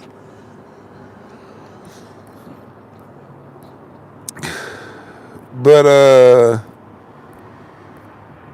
yeah, man. Oh, DeAndre Mosley. I appreciate the $2, brother. I didn't even see that. See, I don't be looking at the chat.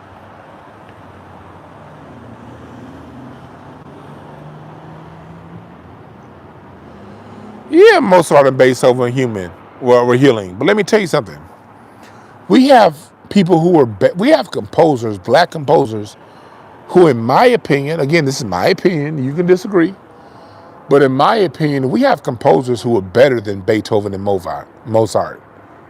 We got Leon Ware. Go listen to the I Want You album by Marvin Gaye and listen to those compositions and tell me that wasn't better than anything you ever heard from Mozart and Beethoven or Johann Sebastian Bach. And I listen to I love classical music. I go to the Walt Disney Concert Hall to listen to classical music. I go to the Hollywood Bowl in the summertime to listen to classical music. I love classical because strings just do it for me. I love strings. But composer-wise, Gene Page? Nigga, do you niggas know who Gene Page is? Gene Page was a person who wrote the string arrangements and the compositions for all of Barry White's music. Go back and listen to my last Incense and Ashtrays where I celebrated Barry White. And those are Gene Page compositions. Nigga, Paul Reiser, nigga? Mozart ain't got shit on Paul Reiser. Paul Reiser wrote those string arrangements for Tina Marie, those string arrangements for Michael Jackson on the Off the Wall album, Luther Vandross, The Temptations. That's Paul motherfucking Reiser, nigga. My father, look, my wife's dad is, I put my wife's dad ahead of, up there with Mozart and Beethoven. And when I told him that, I said, Mr. Carmichael, I think you every bit as genius as Beethoven and Mozart and Bach and Baroque. He was like, well, now, DeWan, I think you're saying. When I told my father-in-law that I think he's up there on the level of Baroque and Johann Sebastian Bach and Mozart and Beethoven, he was like, well, now, I don't know about all that. I was like, well, shit, I'll put you there. I was listening to earlier today, if y'all watched my reading show from earlier today, I was listening to one of his songs came on from Eddie Kendricks, Keep On Trucking. Keep on trucking, baby. You gotta keep on trucking. Go back and listen to the tag to that song, the bridge, that violin arrangement, the string arrangements. That was that song, Lights, Camera, Action, Lights, Ready, Action. They remade that. I forgot who was it that remade that. Come on, Lights, Camera, Action. Man, that string arrangement, nigga. My favorite string arrangement for my father-in-law is probably my favorite arrangement of his is either All Night Long by Lionel Richie, because that song was just so musical, or Zoom by the Commodores. Zoom. Zoom. I like to fly away. Nigga, these people are still living.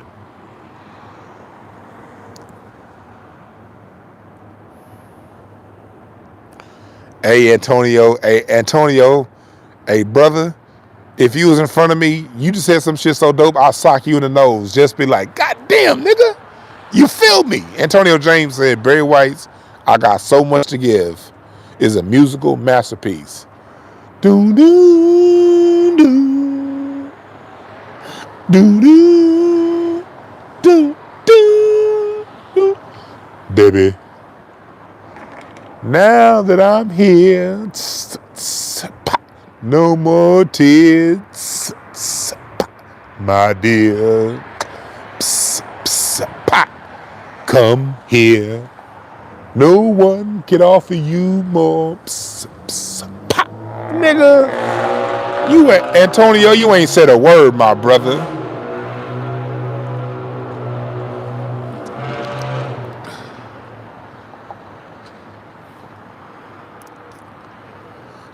But one of my favorite compositions from my father-in-law is I'll Be There by Michael Jackson. Because that song has such a slow crescendo to it. Whenever, he wrote the vocal arrangement. So when you hear the Jacksons singing, whenever you need me, every single note that Michael Jackson sang, my father-in-law wrote, note for note. And he also wrote the musical arrangement behind it. And Hal Davis produced the overall song, but he wrote the musical arrangement. I'll be out. Don't you? That song has such a slow build through it. It's a slow crescendo. A very slow crescendo. I'll be it. My shit went up. When I listened to I'll Be There, that's what I mean by in the 70s. They gave us steakhouse quality music at fast food prices.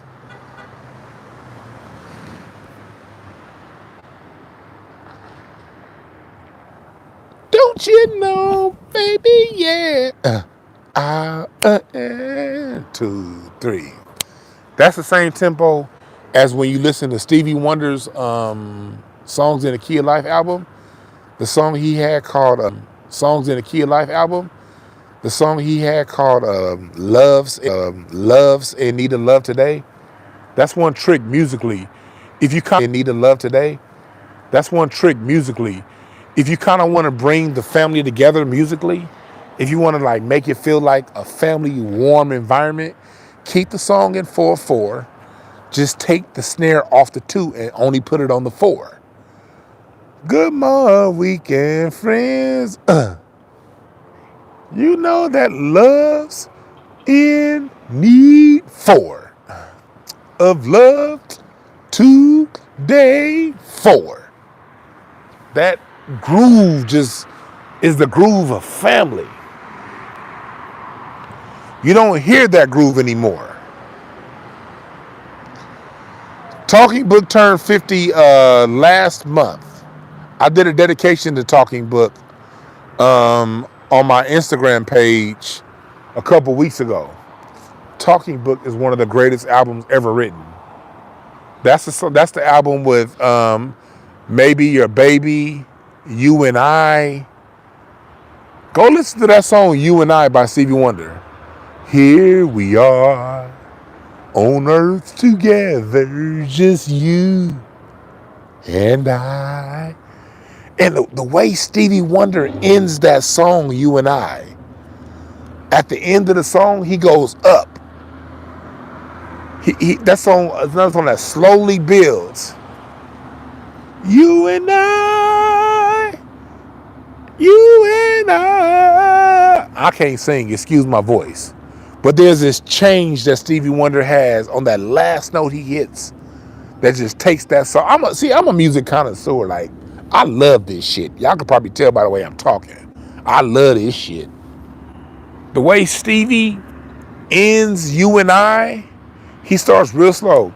Here we are on earth together, just you and I. But as that song goes on, he builds. And then he ends that song with a change. He modulates that last, when he goes, you and I. And then right there when he says that, there's a change. You and I. And he goes and he modulates. I think it's a half step. It may be a whole step.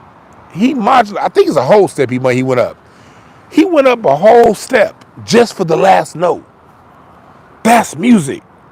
You can't compare that shit to do do do do do do do do. Yeah. Those is two different genres of music, buddy. That's why I say don't ever put any music post 90s. Don't ever compare that shit to anything in the 70s. You got niggas right now thinking that will put a song like fucking Run It next to something Stevie Wonder did. Stevie Wonder was so great, he would change and modulate a whole step just for the last note of a song. Ain't nobody doing that shit today.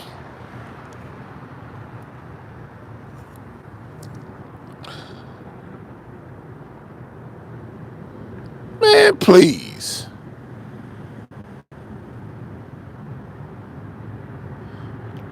What's up, Amir? Amir, you not drunk tonight? Hey, salute to Amir Laster in here. Amir, I got love for you, brother. Amir's in the chat room all the time. 95% of the time, Amir is drunk out of his motherfucking mind in his chat room. The brother looks sober tonight, so salute to Amir. And when I say this, I'm not saying this to shit on anything. My purpose for talking the way I talk is to inspire the people who do music out there to reach for the highest level. Because we as black people are musically, we do music on the highest level. We don't accept anything less. I come from the church.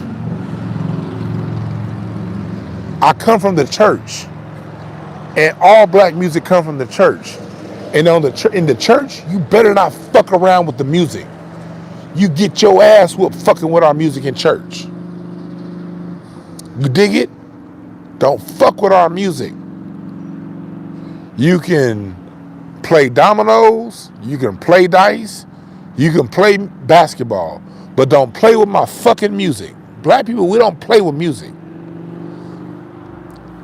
But as a millennial, my generation, Gen X too, y'all share some responsibility in this, because it really started with Gen X. Millennials took it to another level. But Gen X started playing with music. And millennials don't even know what the fuck is going on with music. You don't play music. Don't play around with it. You play it, but don't play around with it. Our music is some serious shit.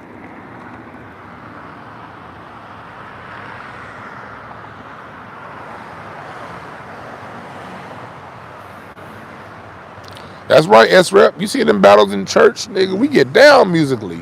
Fuck all that bullshit. I don't play when it comes to music. I don't play. I play, if I want to play, I got a PlayStation in there to play. When it's time for the music, that shit's serious business. And I gotta say this because it's coming to my heart. I don't like, again, one of my favorite nights of this year, because I don't play the drums like I used to. Oh, my drum packs are alive. My live drum sample packs are on swagsample.com. My man Jarvis Mosey, J-Mo, they're on his website, swagsample.com. So I've been, my only time I played live this year, man, what made me feel like music again, if y'all see on this channel a few months ago, like last month I played the drums live with this band, with this impromptu band at this bar. And when I tell y'all, and those of you who watch me consistently, y'all know, but when Tashina Arnold came down and sang with me on the drums, I'm telling y'all right now, y'all can't tell me shit. That was my number one moment for the year. 2022 has been a great year for me. A fun year, great year for me. But when Tashina Arnold came from, Tashina Arnold is motherfucking entertainment royalty. That's goddess herself right there. Tashina Arnold is goddess herself in the true line of Black American entertainers. A dope ass actress and a dope ass singer. Because if you Black in our history, you gotta be able to do it all.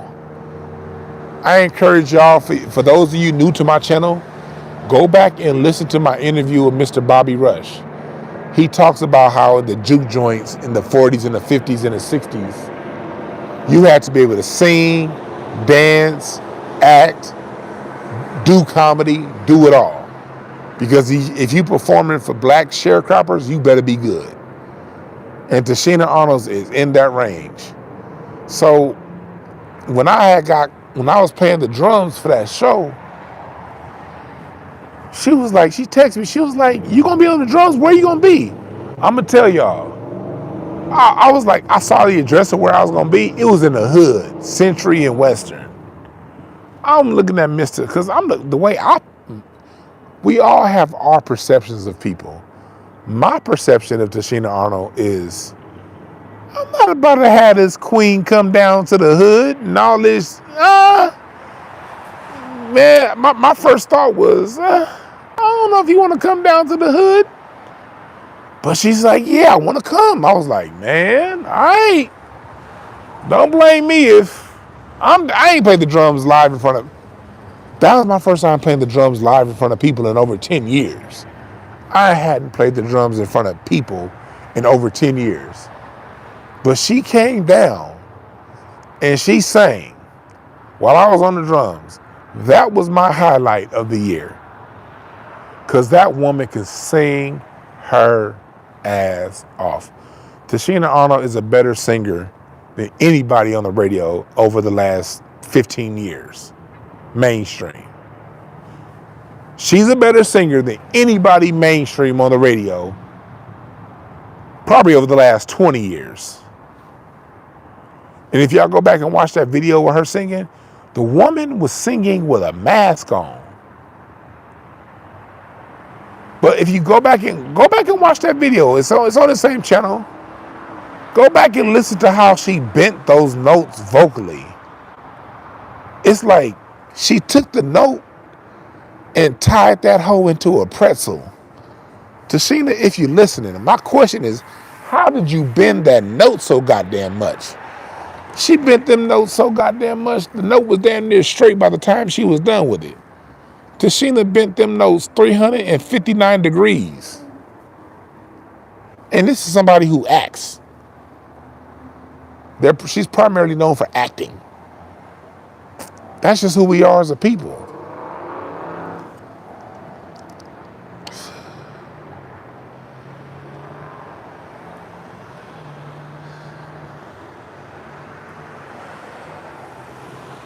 Hey, you're right, Trey 979. Everybody hate Chris was on our shoulders. You're right. Even on Martin, look, y'all know me. I'm all about cause and effect. I'm all about looking at the holistic relationship. Martin is the greatest, to me, personally, the three greatest shows ever was Martin, Married with Children, and The Jeffersons. Those are the three greatest sitcoms ever. Married with Children, Martin, and The Jeffersons. And Martin was was an extension of The Jeffersons. The whole Martin-Pam dynamic was similar to that was similar to George and Martha Gibbs. It was similar to Red Fox and Ethel. That dynamic. Sanford and Son is not. You need Ethel to make Red Fox great. You needed Martha Gibbs to make George Jefferson great. Just like you needed Pam to make Martin great. Martin is funny without Pam. It's a good show without Pam. It's a pretty good show. Probably lasts 2 seasons without Pam. Pam makes Martin great. The same way Scottie Pippen made Jordan great. See, we live in a society that looks at Michael Jordan and tells you Michael Jordan is the end-all be-all. No. I was around in 1989. Michael Jordan and Dominique Wilkins were head-to-head. I remember when I used to watch NBA basketball in 1988, 89, 1990. Michael Jordan and Dominique Wilkins were on the same level. Don't let revisionist history tell you anything different. If Michael Jordan dropped 50, Dominique Wilkins dropped 47. If Dominique Wilkins dropped 41, Michael Jordan dropped 39. Because I used to watch them games, WGN and TNT. Michael Jordan was on WGN. Dominique Wilkins was on TBS. All before NBA League Pass, if you had cable back in the 80s and the 90s, you can catch every Bulls game and every Hawks game. Michael Jordan and Dominique Wilkins were on the same level. What pushed Michael Jordan ahead of Dominique Wilkins was Scottie Pippen. And we live in a world that'll say Scottie Pippen wasn't shit. No. Scottie Pippen was great. Because Scottie Pippen was so great at being Scottie Pippen, he made Michael Jordan look like he did it by himself. That was the Tashina Arnold effect on Martin. Pam was so great at her comebacks, at her jokes. It pushed Martin to be Martin. You don't get Martin without Pam and her jokes. Period. And I'm never going to argue with anyone when it comes to that. Because either you agree with me or fuck you. Sorry. I'm sorry. Well, not sorry, but sorry. It's a relationship. It's a symbiotic relationship. And it's like that with music. Music is the same way when it comes to promotion and when it comes to promoters. I said promoters. There go my dyslexia again. Y'all know I'm good for a dyslexic moment at least once a show. At least once a broadcast, I'm good for a dyslexic moment. Producers come in teams. Isaac Hayes was out front, but Isaac Hayes is nothing without Porter. Hal Davis produced a lot of great music for Motown, but he was at his best when Mr. James Carmichael was working with him. Mr. James Carmichael, when he did his albums with Lionel Richie, had a young white boy by the name of David Foster, who I'm never going to slight. David Foster was a great composer. David Foster wrote After the Love Is Gone by Earth, Wind & Fire. He also composed Whitney Houston's Don't Make Me Close One Madame. What's the name of that song from The Bodyguard? The Bodyguard soundtrack? That was David Foster. But he was Mr. Carmichael's understudy. You had Maurice White was great, but he needed Charles Stepney to make Earth, Wind & Fire, Earth, Wind & Fire. Quincy Jones was great, but he needed Greg Fillinganes to make Off the Wall and Thriller pop the way it did. Count Basie, my all-time favorite, was great, but his best music came when he teamed with Quincy Jones. Duke Ellington. I'm forgetting the name of Duke Ellington's composer, that gay dude. If you're in the chat room and remember, what was Duke Ellington's composer's name? I can't remember. He died in 1968. He was gay, but he was dope. He worked with Duke Ellington, composing music. It's always a team. The best music is a team.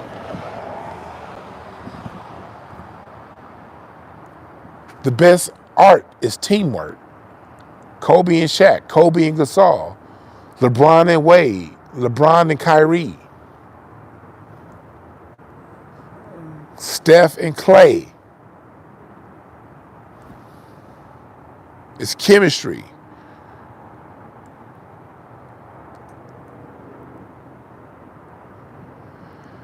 But society will tell you that it's an individual. It's not an individual, it's a team. You're right, Vincent. Take the A train. Hey, Vincent, look him up. I'm drawing a blank because I want to get his name out on this broadcast so y'all can look him up. Somebody Google Duke Ellington and the composer to Take the A Train. What's his name? I know everything about it. I'm just forgetting his name. I'm sorry, y'all. I have a good memory, but it ain't perfect. Billy Strayhorn. Thank you, Derek. Billy Strayhorn. Duke Ellington is the god of the 20th century. The greatest composer of the 20th century. Everybody, whether you're talking to Quincy Jones, even Count Basie will say Duke Ellington is the greatest of all the big band leaders. Duke Ellington is the greatest. My personal favorite is Count Basie, but even Count Basie gives credit to Duke Ellington. But Duke Ellington's best compositions were composed by Billy Strayhorn. But society will tell you it's the person that's out front. When the truth is, it's a symbiotic relationship between the components. And Tashina Arnold, she is what made Martin pop. It's a good show without her. It's a great show with her. Same with Everybody Hates Chris. Same with The Neighborhood. Cedrick the Entertainer is the catalyst for The Neighborhood. But Tashina Arnold has made 3 different series pop. That's no mistake, people. To go from Martin to Everybody Hates Chris to that one season she did on Survivor's Remorse, and she acted her motherfucking ass off on Survivor's Remorse. It's funny, I'm kind of shy. When I talk to Tashina, I don't like to tell her a lot of this shit because I be sounding like a fanboy. It'd be so much easier to talk to you niggas about how much I love her than it is for me to talk to her and tell her directly. Because when I talk to her directly, I be thinking like, man, I'm fanning out. And I know Tashina, if you listen to me, I'm sorry. I know you don't view me that way, but I view myself that way. I be low-key fanning out when we talk. I still do. Okay, Tashina, if you're listening, I still fan out when we talk. So I don't bring this shit up because I don't want to sound like some weird-ass fanboy. Okay? So I'm telling the world because it's easier for me to tell these niggas in the chat room than it is for me to tell you directly. I'm weird like that. My apologies. I love you. But that was my moment of the year. I got to, for the first time in over a decade, get on the drums. Because the drums is my heartbeat. The drums is my soul. I love music. Nigga. When my man hit me up to play the drums that week, I went to let me tell y'all something. When I told my wife I'm going to be back on the drums, I teared up. I didn't fall out cry, but I literally had a tear. I teared up like, man, I'm going to be back on the drums on Saturday. I caught a motherfucking gangster tear, nigga. You niggas better not judge me either. Fuck y'all. But I low-key caught a gangster tear just for like being invited to play the drums again. That's how much I love music. And then when Tashina told me she was gonna come, I was like, shit, yeah. I was like, Then she said she's gonna come. I'm like, man, whatever.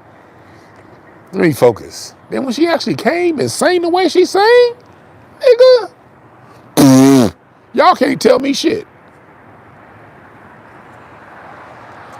Y'all can't tell me shit.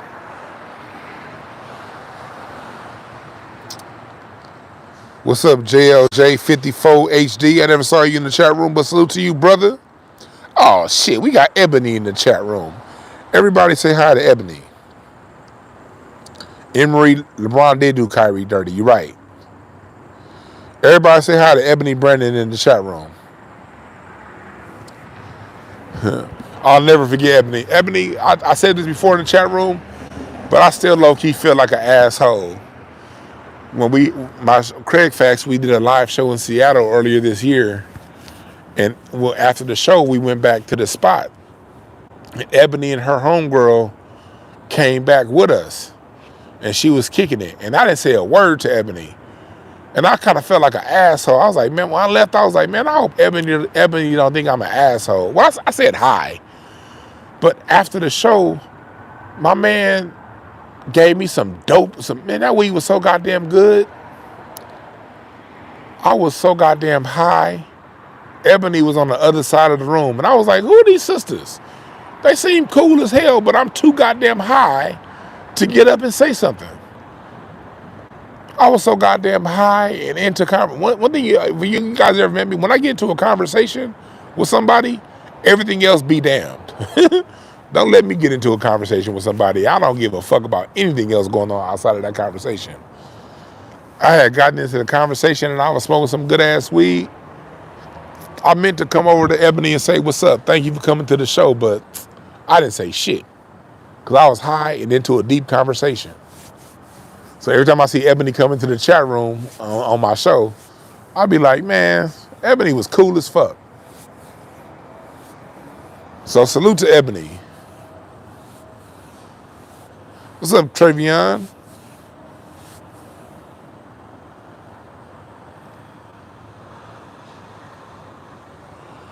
Damn, I've been on here 2 hours. Shit, I ain't know I was talking that long. I wish I could smoke some weed. But I don't want to get a dry socket in my mouth from this goddamn tooth getting pulled. I wish I could smoke with you niggas. Doctor told me 3 days. Oh, shit. So I can't smoke until Friday. Hey, look.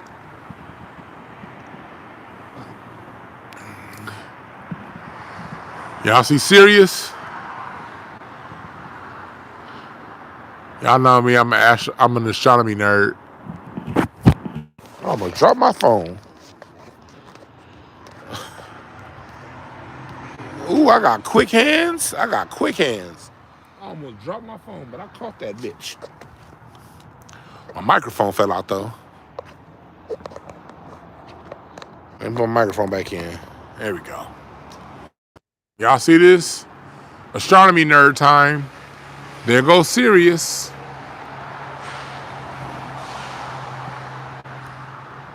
That's Sirius.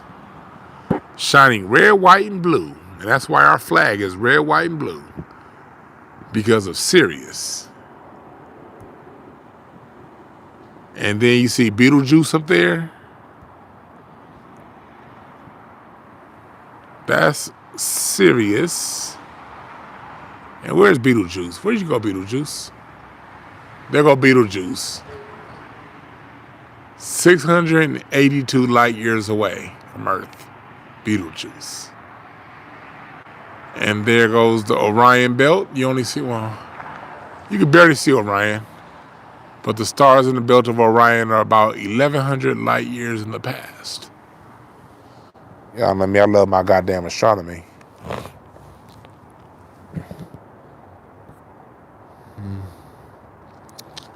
That's right, dedication 666. That's our home star. That's the star that we revolve around. That's the star that our sun revolves around. Sirius. 4 light years away. That's one of the closest stars to Earth. I think it's the closest star. 4 light years away.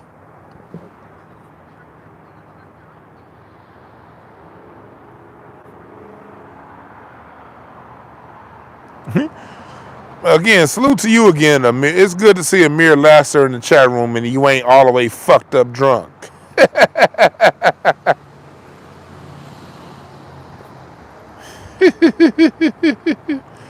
95% of the time Amir's in the chat room. That nigga loaded. Salute to you, my brother.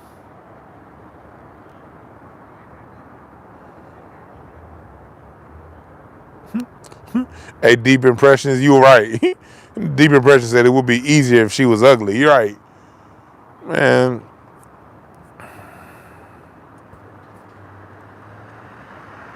But yeah. I've been on here 2 goddamn hours. I'm taking all y'all goddamn time. But y'all got something, y'all got any questions to ask me? Because if y'all got any questions to ask me, I'm about to get the fuck up out of here. I want to respect y'all time. Y'all got other shit to be doing. I appreciate y'all for listening to me. Get your candles at lightthemood.com. Jayla, the self-esteem queen, her candles are so dope. I got them hoes burning in my house right now. My wife is in there right now. Let's burning some of Jayla's candles. Jayla's candles are burning in my house every night of the week. 7 nights a week, I'm burning one of Jayla's candles. Type in my product code WEEDSMOKE22 for your discount. 40% off.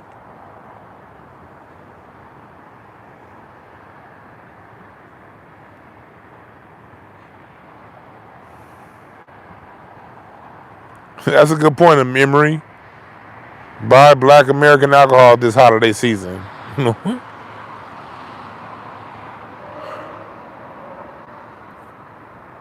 Yeah.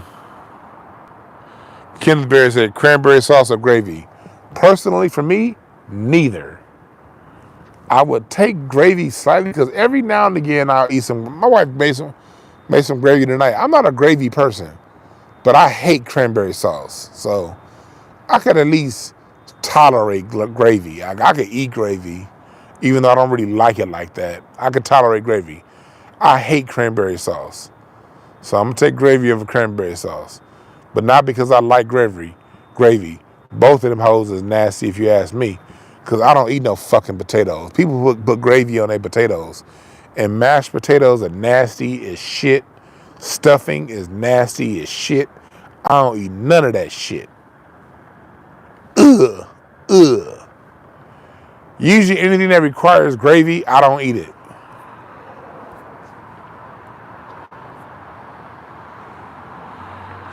Ebony said cranberry sauce is for the Anglos. You a fool, Ebony. She said for the Anglos. Yeah, Aries, buy bulk weed, black weed too. Yep. You said BLK, that's black weed. Okay, I thought you were saying bulk weed. Because I buy my weed in bulk. I buy my weed a quarter pound and a half pound at a time.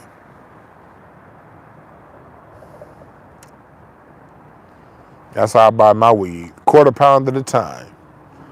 I'd be like, give me an ounce of this, an ounce of that, an ounce of that, and an ounce of this. That's why this tooth removal was pissing me off. I just bought some fire. Usually, like for my grower, I was like, give me your folk best top level strands for this QP. And everything he gave me is fire. Nigga gave me some Obama runts. I got some of the original genuine runts. I got some Grandmaster Kush. All this shit is good. And I can't smoke it till Friday. Damn it. Don't get your teeth pulled. You can't smoke the good weed.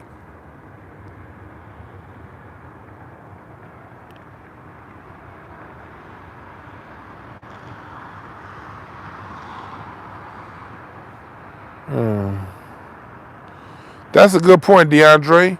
Get rid of Jack Daniels and buy Uncle Nearest. Yes.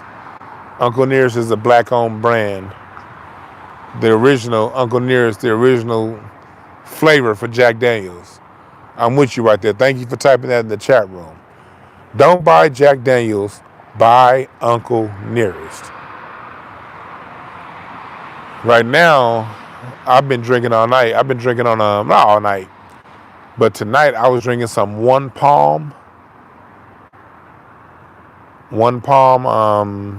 Pinot Noir from the Central Coast, California. That's one of my favorite wines. It goes great with Thanksgiving dinner. It's a light red. It's a red wine, but it has a light feel to it. And then I drank some bourbon too. Oh yeah, and drink some poppies. Salute to Mimi. Get some poppies. Poppies bourbon. Matter of fact, I need to buy another bottle of poppies. I'm all out of poppies. Thank you for reminding me of that, Ebony. I'm going to call Mimi up tomorrow. Well, it's Thanksgiving tomorrow. But I'm going to hit Mimi up on Friday and see where she is. I'm going to get like 2 bottles of her poppies. Get some of that poppies bourbon. I'm going to get like, what's up, Butter Love?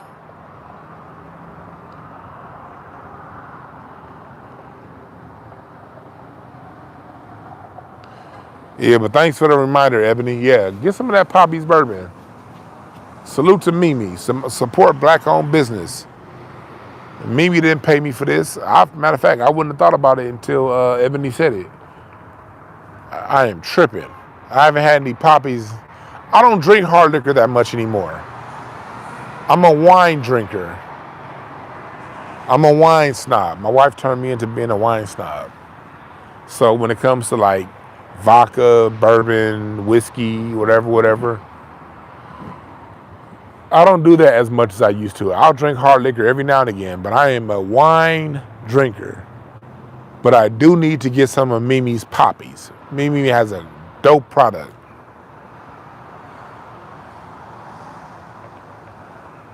Yeah, Butter Love, you late as fuck. I'm over here about to sign off. I've been on this motherfucker 2 hours and 10 minutes.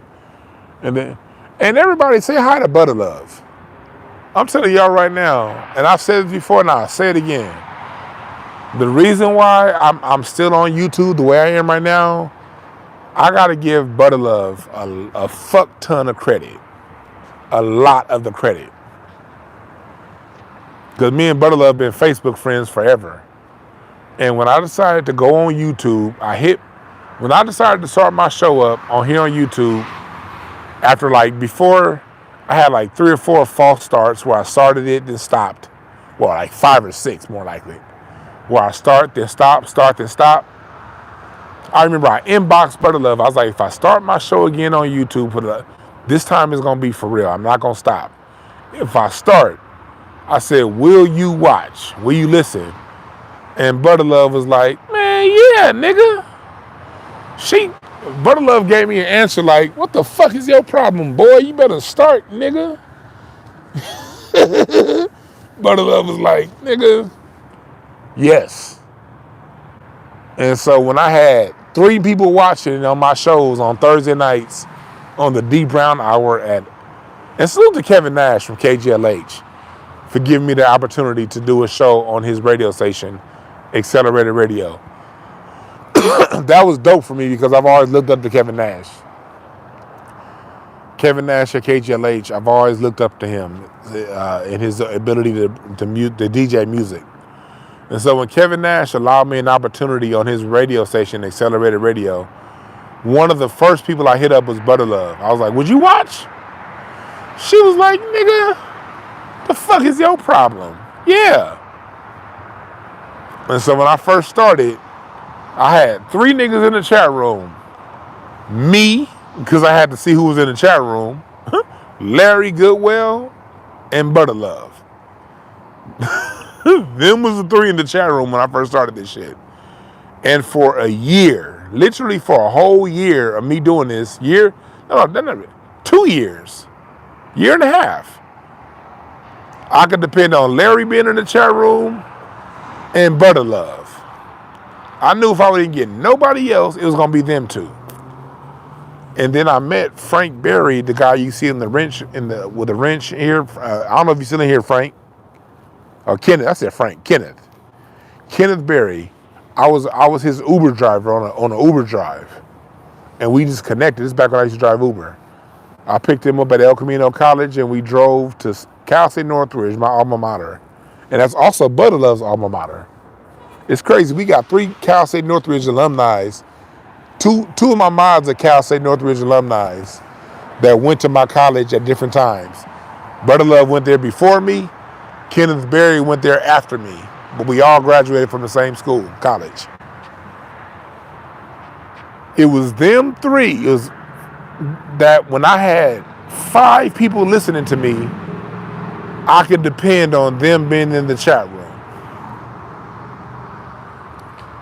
And that was my encouragement to keep pushing. Are you in there? Kenneth Berry, you still in here? Yeah, there you go. I picked up Kenneth Berry from Cal State from El Camino, and we had like an hour-long Uber drive. Kenneth, you were one of my last Uber rides too. I stopped driving Uber maybe a couple months after that ride that we had. But I will say this from my heart, man, it was a pleasure meeting you, brother. And I'm so happy to see that you getting that work with the NFL. Y'all know my stance on NFL. I don't fuck with it like that. But if that's how you make your money, nigga, make your motherfucking money. Every time I look on Facebook or Twitter and I see Kenneth Berry type up a tweet, because he be in the NFL office right over here by the Ram Stadium. Anytime I see Kenneth Berry put up a tweet from the NFL offices, I'd be so goddamn proud. Because I remember that conversation that we had in the ride about how him wanting to be, a writer for the NFL. And y'all need to follow Kenneth Berry. He has a show called Touchdowns and Tangents. Touchdowns and Tangents. If you're into football, follow Kenneth Berry in the chat room. If you're into football, follow that brother. I only met that brother one time in real life. And you know what I mean? I appreciate you, my man. I do. Hopefully we can kick it again one day pretty soon.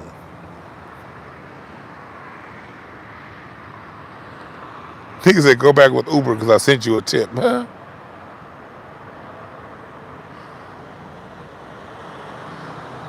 One thing about me, I always remember the real ones.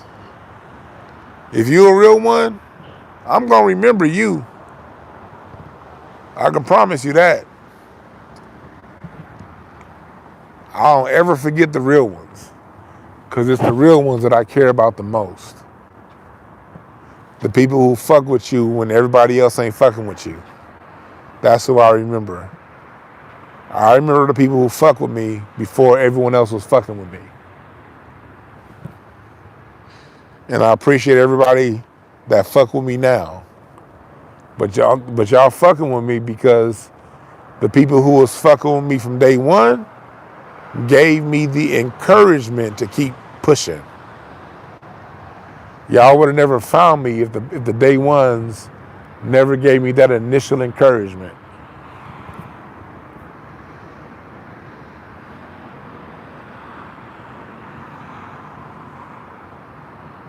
No doubt, Amara. I appreciate you too, Amara Woods. You always in the chat room. You always laying it down, throwing it down. I appreciate you for real, for real. I don't want you guys to take me saluting my day ones. I don't want y'all to take that as me not saluting you too. I salute everybody up in this bitch. But I do want to give a special shout out to those who was with me when I had 5 people in the chat room. That's all.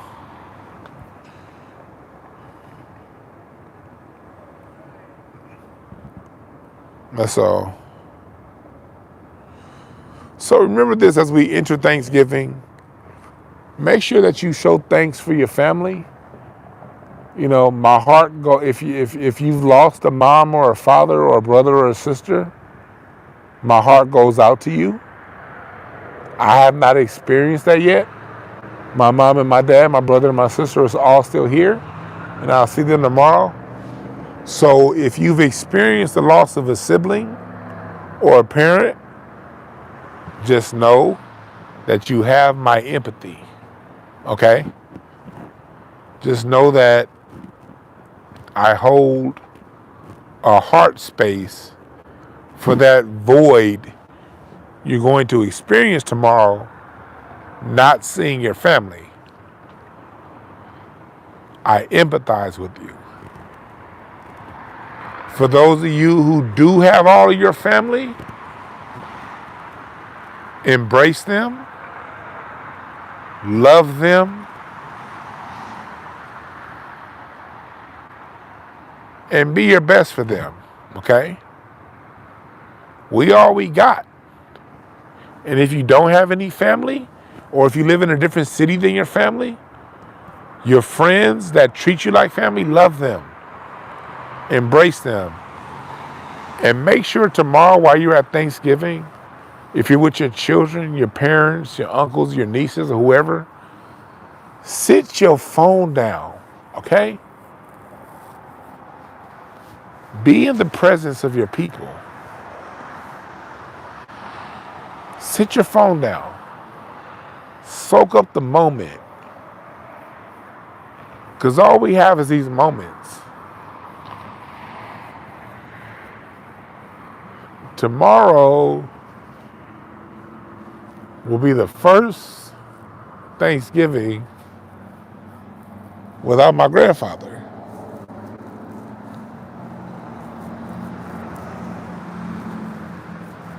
I'm so blessed. I got to have my grandfather with me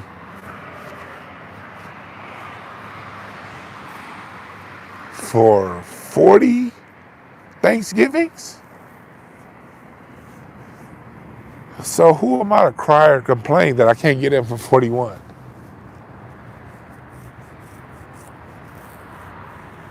All I know is the 40 years that he lived, that I was alive, I made sure to call him, see him, and appreciate him.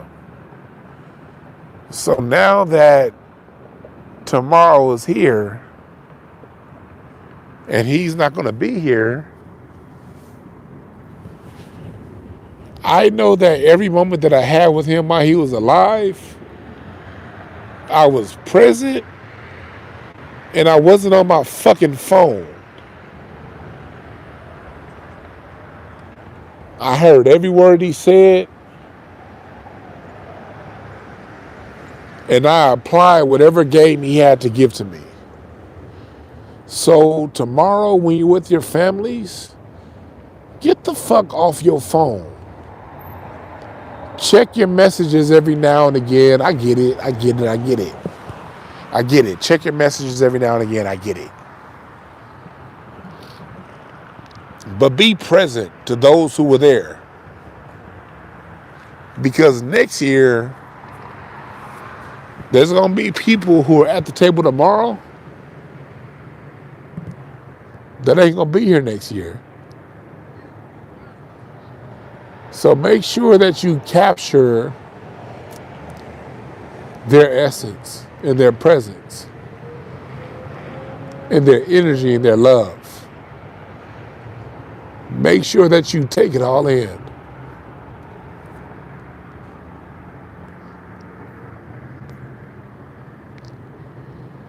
Hell yeah, Trey 979, Rip Teddy. That was Teddy's apartment right there. Y'all see? Hold on. Right there, that was Teddy's apartment. That right there, that was Teddy Ray's apartment, right there where I'm pointing. That little light. That was my old apartment back in the day. That was Teddy's apartment.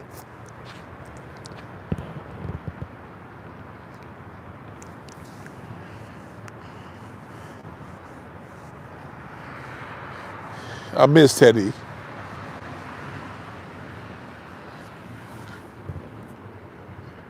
So make sure that you love who's there for you tomorrow. Okay?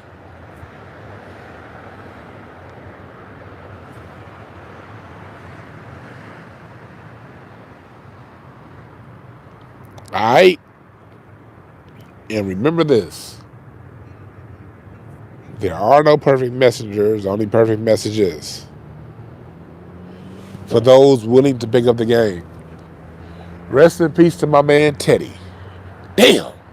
Small world. I mean, Trey 979, you done brought up my nigga. I'll never forget the last time I saw Teddy a few days before he died. Man, and I was looking at him like, our conversation was about losing weight. We both is big dudes. Teddy, of course, much bigger than I was. But I fight on. And the reason why, like my personal trainer, shit, she got me. She said I can eat Thanksgiving food the day of Thanksgiving, then I gotta get right back on her meal plan. Like, fuck. But the reason why I have my personal trainer and I've changed up the way I've eaten and I got rid of beef and I'm losing weight is because the last conversation me and Teddy Ray had. Me and Teddy were standing in this exact spot that I'm standing right now talking to you guys. And Teddy was coming home from the gym. He had just got a gym membership. Kamira White had hooked him up with a gym membership. Because Kamira, if y'all know Kamira White, that's my nigga. I love Kamira. I love Kamira from the bottom of my heart. That's my nigga right there. But her and Teddy Ray had a special relationship. As cool as me and Kamira are, we weren't as close as her and Teddy.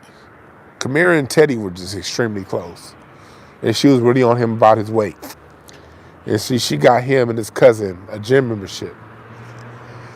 And so it was midnight. I was talking live to you guys here, just where I'm standing right now. I was talking live to you guys.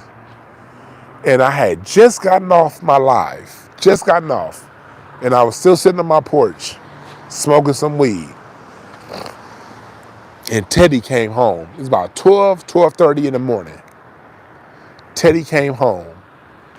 And I was like, what you up? I said, what's up, Teddy? He was like, man, y'all know Teddy Ray. Teddy was like, I'm just leaving the gym. Teddy always halfway sounded like he was crying when he was talking. I'm just now leaving the gym. I was like, Teddy, you at the gym? He was like, yeah, I was at 24 hours. I gotta get this weight off. I was like, yeah, Teddy, we both, me and you both gotta get this weight off. And I had told him, I was like, you know, me and the wife, I haven't been cooking like I usually do on my grill, but I was like, man, when we cook, because I see you order a lot of fast food, I was like, man, when I cook, I'll bring some shit up to you. And then, you hit that gym, I'm going to start getting in the gym and, we can lose this weight together. And he was like, because he was so depressed over Jack Knight killing himself. And rest in peace, Jack Knight. Jack Knight was about to get Me Too'd, and he didn't do what the fuck that was coming out, but he was so, but that's a whole nother story. But he and Jack were real close, and Teddy was real depressed over Jack Knight dying. And he was so depressed that night when we talked over Jack dying. And we talked about, let's just get in shape, bruh. And then what happened was that night, that same staircase, you see back here, there's a staircase that goes up. Right before Teddy Ray died, it took him like 5 minutes to get up them stairs. Cause like we had finished talking, and then I got back into my music, and I had my headphones on. I looked up, and he was only like halfway up the steps. And I was like, man, Teddy's struggling. Teddy's struggling. And then he finally got to the top of the steps. And that night, I came in the house, and my wife saw a look in my face. Oh, shit. That night, a few nights before Teddy died, I walked in the house, and my wife saw a look in my eyes. My wife was like, what's wrong? I said, baby, Teddy don't look good. Teddy don't look good. It took him like 5 minutes to get up them steps. He don't look good. I was like, I've had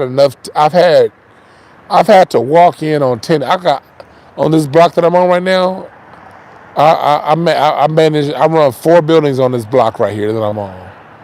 And I had just had a tenant that died on me about 6 months before Teddy. And I was like, I don't want to walk in on Teddy. I walked in on them other people, but those were just tenants. They were cool, not just tenants, but they were cool, but I didn't know them personally. Teddy's my friend. I remember when he first started comedy. I was like, the last thing I want is to walk in on Teddy Ray. And I couldn't sleep that night. I couldn't sleep that night. I was having sweats in my sleep that night. Because I saw what I saw, and you cannot unsee it. You can't bullshit yourself. So when Teddy ended up dying, he rented an Airbnb out in the Palm Desert, about 2 hours from here. So he didn't die here. He didn't die here. He rented an Airbnb. And he died at that Airbnb. And to the spirit of Teddy Ray, all I gotta say is I love you. Because I don't know how I would have taken it. Because of me, with this building you see right here, this is my building.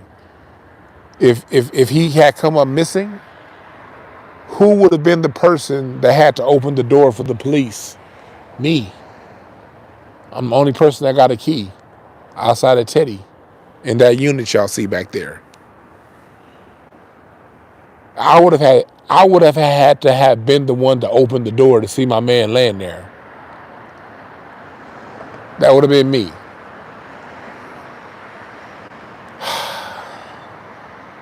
I thank God it wasn't me. So again, if you have family, love them. Be present. If it's not family and it's just friends, if those are your friends, be present. Get off your motherfucking phone and be present with your friends and your family.